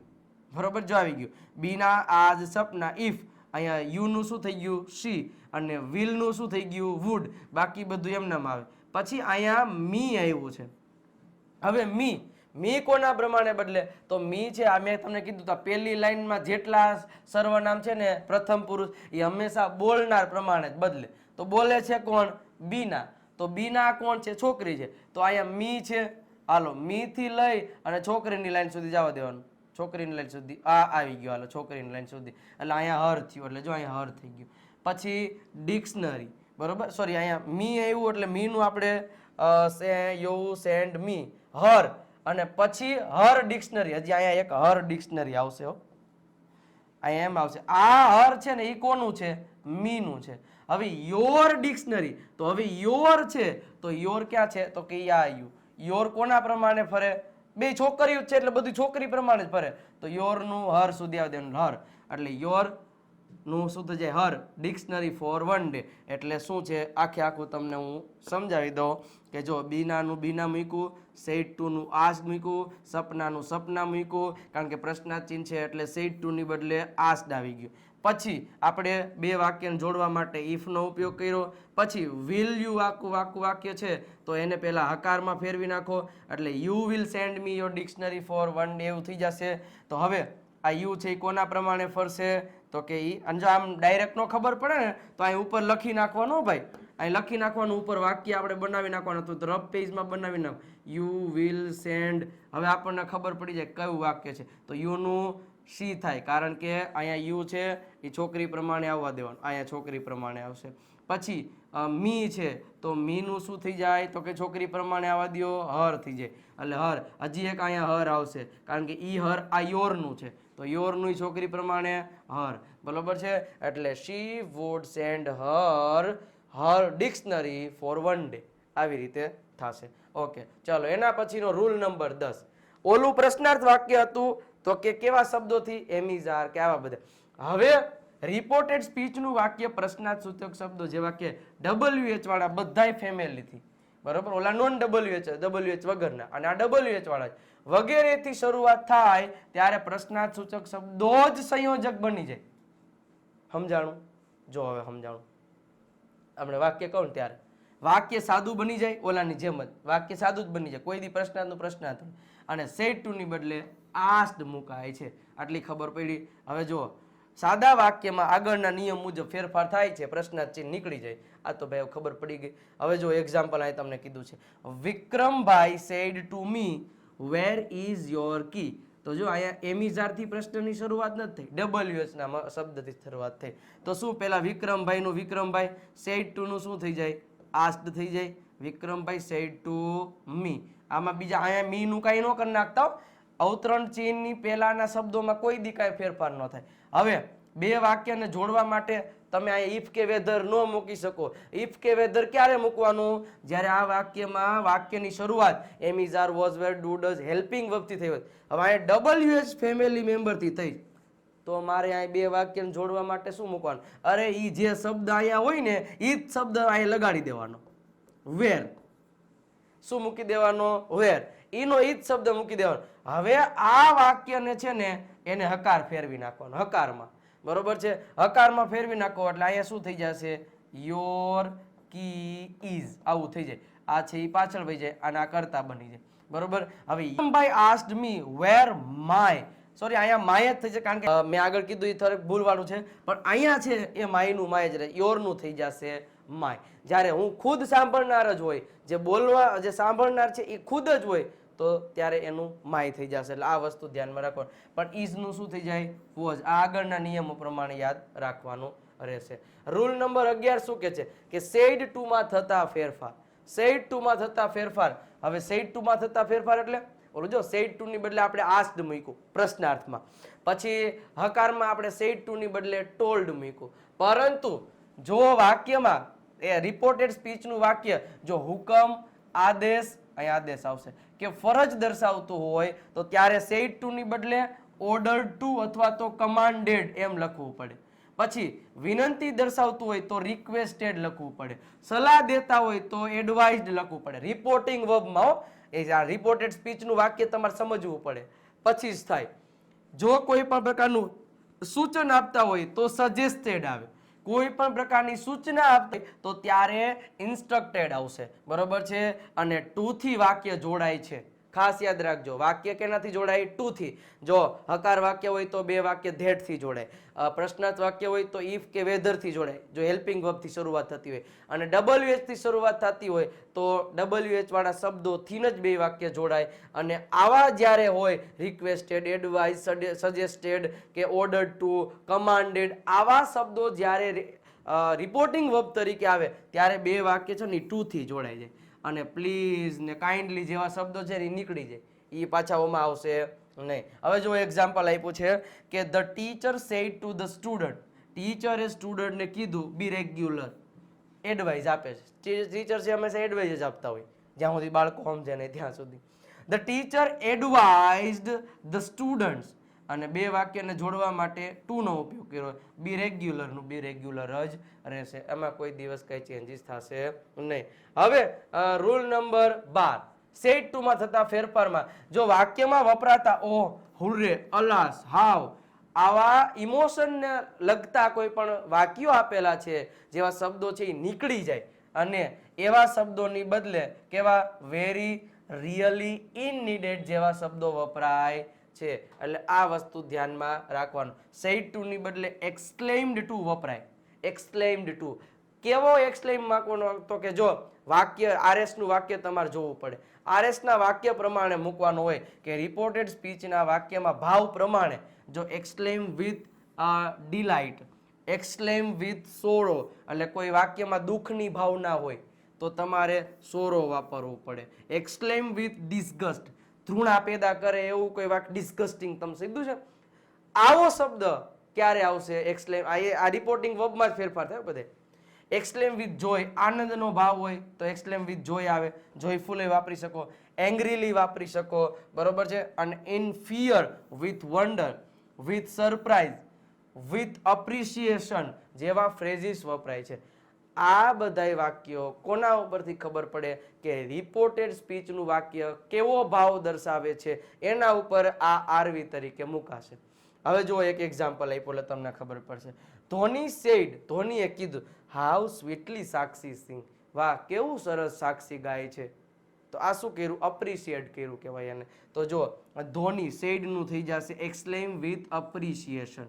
બરોબર? એટલે અહીંયા જે આ વાક્ય હોય ને આ વાક્યમાં જેવો ભાવ દર્શાવાતો હોય ને એવા ભાવમાં આમાંથી કોઈ પણ એક શબ્દ છે અહીંયા એક્સક્લેમ મૂકવાનો હોય છે. તો ધોની એક્સક્લેમ વિથ અપ્રિશિએશન ધેટ, બીજું વાક્ય ધેટ થી ન જોડાય. સાક્ષી, જો આ વાક્ય છે ને એ કેવું થઈ જાય? કેવું થઈ જાય? તો કે હકાર થઈ જાય. તો સાક્ષી ક્યાં આવી ગયું? આગળ આવી ગયું. તો સાક્ષી સિંગનું થઈ જાય સેંગ, વેરી સ્વીટલી. મેં તમને કીધું હતું ને હાવ ને આવા શબ્દો હોય, જો લખ્યું હાવ, અલાસ, હુરે, ઓ, એવા શબ્દો નીકળી જાય ને એની જગ્યાએ વેરી, રિયલી જેવા શબ્દો છે એડ થઈ જાય. તો અહીંયા હાવની જગ્યાએ વેરી સ્વીટલી કરી દીધું છે. ઓકે, તો વિદ્યાર્થી મિત્રો અહીંયા જે આપણો છે 5મા નંબરનો ટોપિક તો નહીં કે ભાગ ડાયરેક્ટ ઇનડાયરેક્ટ નો છે એ પૂરો થાય છે. રિપોર્ટેડ સ્પીચમાં એટલે કે આરએસમાં લેટ અને લેટ્સ વાળા વાક્યો આપેલા હોય તો એનું ઇનડાયરેક્ટ કેવી રીતે કરવું, બરોબર છે. એના ઇનડાયરેક્ટ કરવા માટેના જે નિયમો છે એ 2 નિયમો આજે આપણે જોવાના છે. એકદમ સિમ્પલ રીતે, એકદમ યાદ રહી જાય એવી રીતે, અને એક વખત આ વિડીયો પૂરેપૂરો જોઈ લેશો એટલે લેટ અથવા તો લેટ્સ થી ઇનડાયરેક્ટમાં કેમ ફેરવવું એ તમામ પ્રકારની માહિતી તમને મળી જશે. ઓકે, તો આ અઘરો ટોપિક બધાય કહેતા હતા, પરંતુ તમે જેટલા પણ વિડીયો જોયા હશે એમાંથી તમને ખ્યાલ આવી ગયો હશે કે જરા પણ અઘરો ટોપિક છે નહીં, બરાબર. એકદમ સિમ્પલ ટોપિક છે, એકદમ સિમ્પલ એટલા માટે કે આપણે એટલી શોર્ટકટ રીતથી તમામ વિડીયો આના 1 થી 5 લેક્ચર છે એ બનાવ્યા છે. હજી સુધી તમે નથી જોયા તો પહેલા એ જોઈ લ્યો. એમની લિંક તમને નીચે ડિસ્ક્રિપ્શનમાંથી નહીં મળી જશે, ઉપર આઈ બટન ઉપર ક્લિક કરશો તો ત્યાંથી પણ મળી જશે. અને ખાસ વિડીયો ગમે તો લાઈક કરી દેવાનો છે. ચેનલને સબસ્ક્રાઇબ હજી સુધી નથી કરી તો સબસ્ક્રાઇબ કરી દેવાની છે. હું વિજય નાકિયાને સ્વાગત કરું છું આપણી સરસ મજાની યુટ્યુબ ચેનલમાં.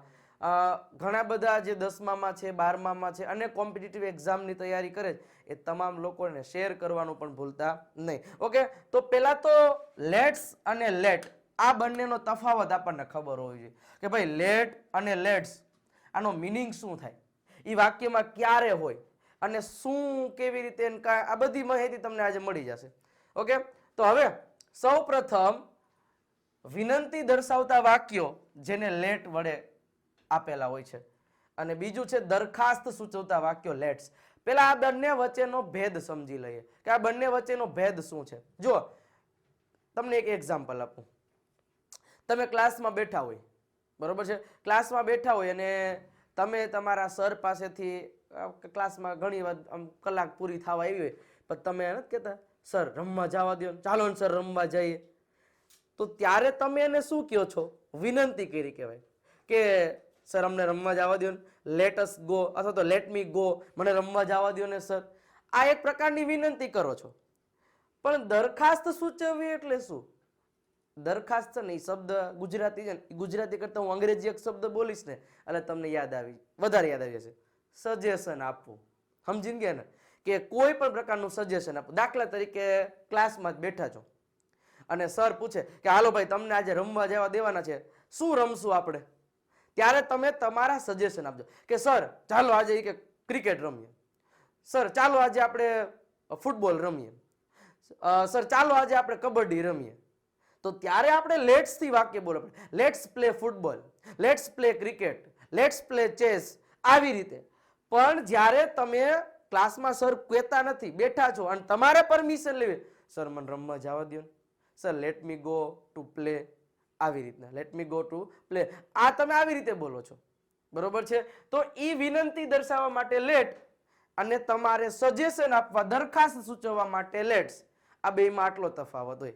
ટૂંકમાં સજેશન આપવા હોય તો લેટ્સ થી તમારે કેવું પડે કે let's play, let's go, let's dance, let's, તો એ તમે સજેશન આપો છો, પરવાનગી નથી માંગતા, રિક્વેસ્ટ નથી કરતા.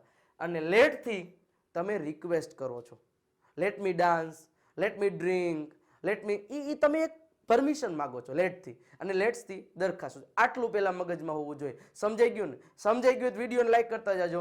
ઓકે, હવે આપણે સમજીએ રૂલ નંબર 11. બંનેને અલગ અલગ રીતે આપણે સમજાવેલા છે. સૌથી પહેલા જો રિપોર્ટેડ સ્પીચ, રિપોર્ટેડ સ્પીચ એટલે ઓલા ડબલ ઇન્વર્ટેડ કોમામાં હોય ને એને રિપોર્ટેડ સ્પીચ કહેવાય, બરોબર. જો રિપોર્ટેડ સ્પીચમાં વાક્યની શરૂઆત ખાલી લેટ થી થતી હોય ત્યારે આ નીચેના મુદ્દા યાદ રાખવાના. શું કરવાનું ભાઈ? વાક્ય આપ્યું હોય ને એટલે સૌપ્રથમ પહેલા બોલનાર મૂકવાનું.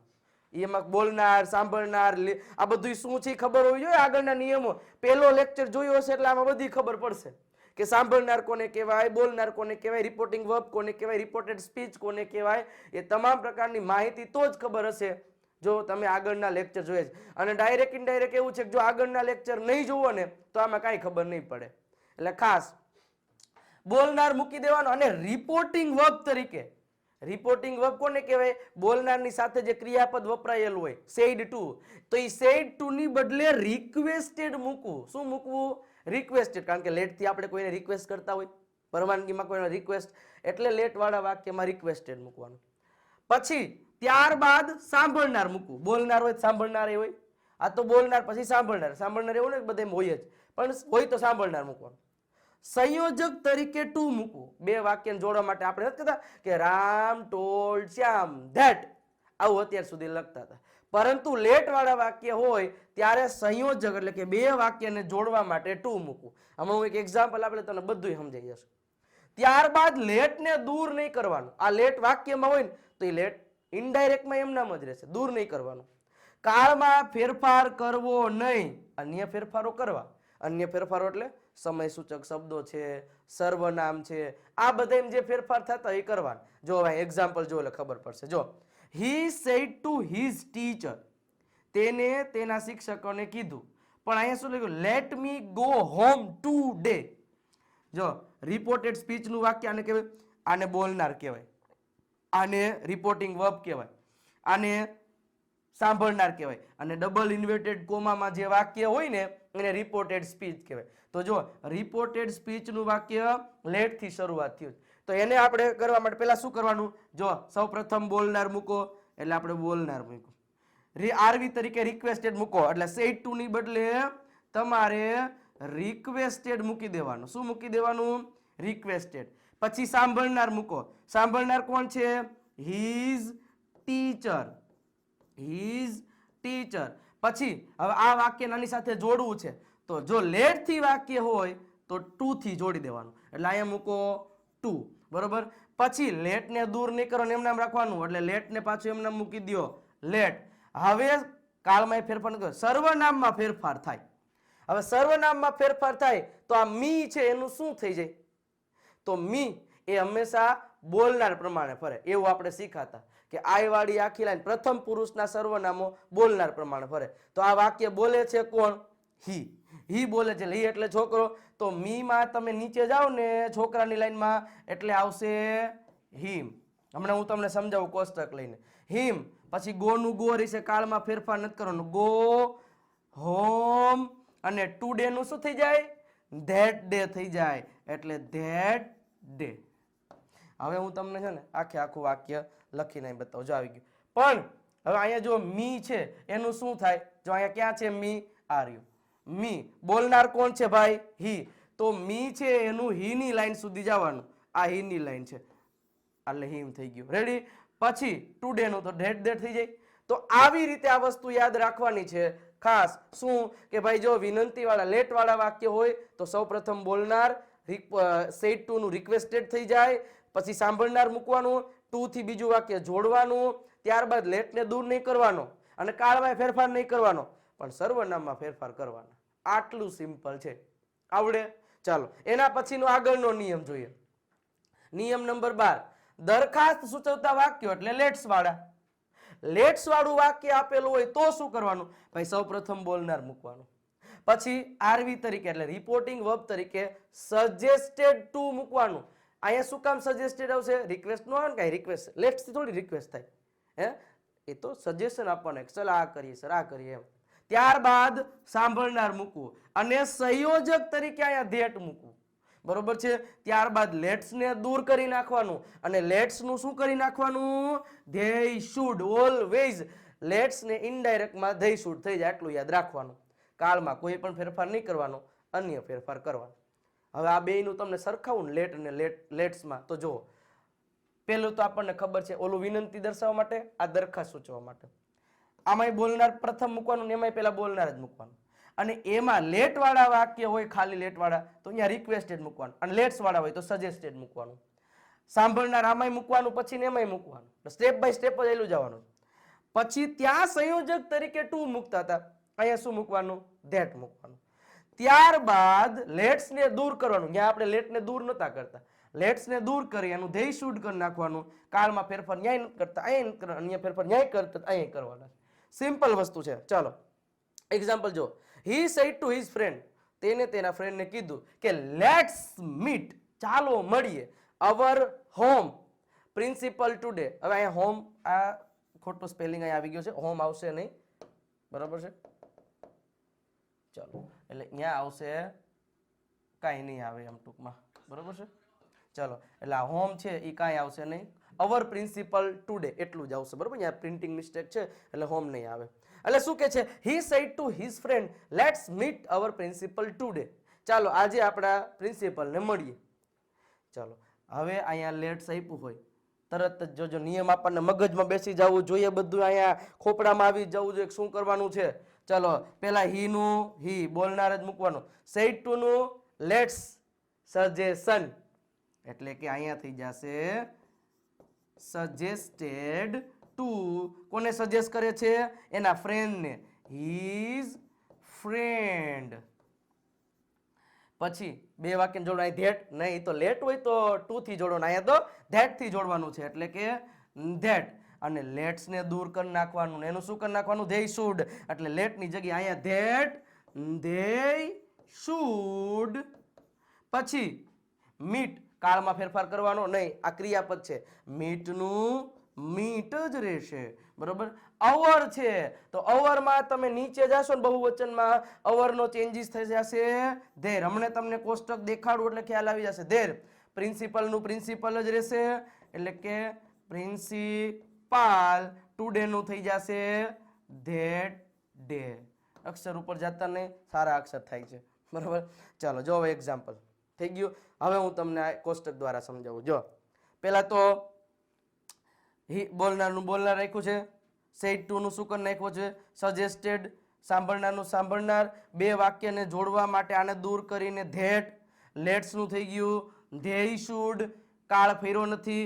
અવર, જો ક્યાં અવર છે? અહીંયા અવર છે તો આ બહુવચનની લાઈન છે, બહુવચનની લાઈન બહુવચનમાં જ ફરે તો અવરનું ક્યાં વહી જવાનું? સીધું ત્રીજા પુરુષમાં એટલે કે ધેર થઈ જશે, બરોબર. આ બધું કેમ ફરે શું ફરે એ આગળના નિયમો જોયા હશે, એમાં બધું એક્સપ્લેન કર્યું છે, એ ટુ ઝેડ માહિતી આપી છે.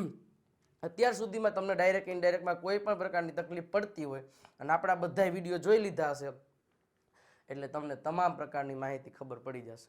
સમજાઈ ગયું? એકદમ સિમ્પલ છે. લેટ્સમાં લેટમાં શું ફેર છે નો સમજાણું, હજી એકવાર વિડીયો જોઈ લેશો બધી માહિતી આવી જશે. એના સ્ક્રીનશોટ પાડતો જાઓ, નોટ બનાવતો જાઓ, લખતા જાઓ એટલે ખબર પડી જશે. અને આગળના બધાય નિયમો જોઈ લેજો ને બધાય લેક્ચર જોઈ લ્યો એટલે તમને ખબર પડી જાય. કદાચ તમને આ લેક્ચર છે એ બધાય ન મળ્યા હોય, તમને ન મળે તો તમે આ નંબર ઉપર મેસેજ કરો 97 272 92 કે ભાઈ મને ડાયરેક્ટ ઇનડાયરેક્ટ બધા વિડીયો આખી મોકલો એટલે આનું તમને આખી પ્લેલિસ્ટ મળી જશે, અથવા તો આપણે પ્લેલિસ્ટમાં મળી જશે, અહીંયાથી ગોતશો તો, બરોબર છે. ચલો તો આઈ હોપ કે મજા આવી છે ને બધું સમજાઈ ગયું છે. વિડીયોને લાઈક કરી દો, ચેનલને હજી સુધી તમે સબસ્ક્રાઇબ નથી કરી તો સબસ્ક્રાઇબ કરી દો અને શેર કરવાનું ભૂલતા નહીં. નવા વિડીયોમાં ફરી પાછા મળીશું. થેન્ક યુ, ધન્યવાદ.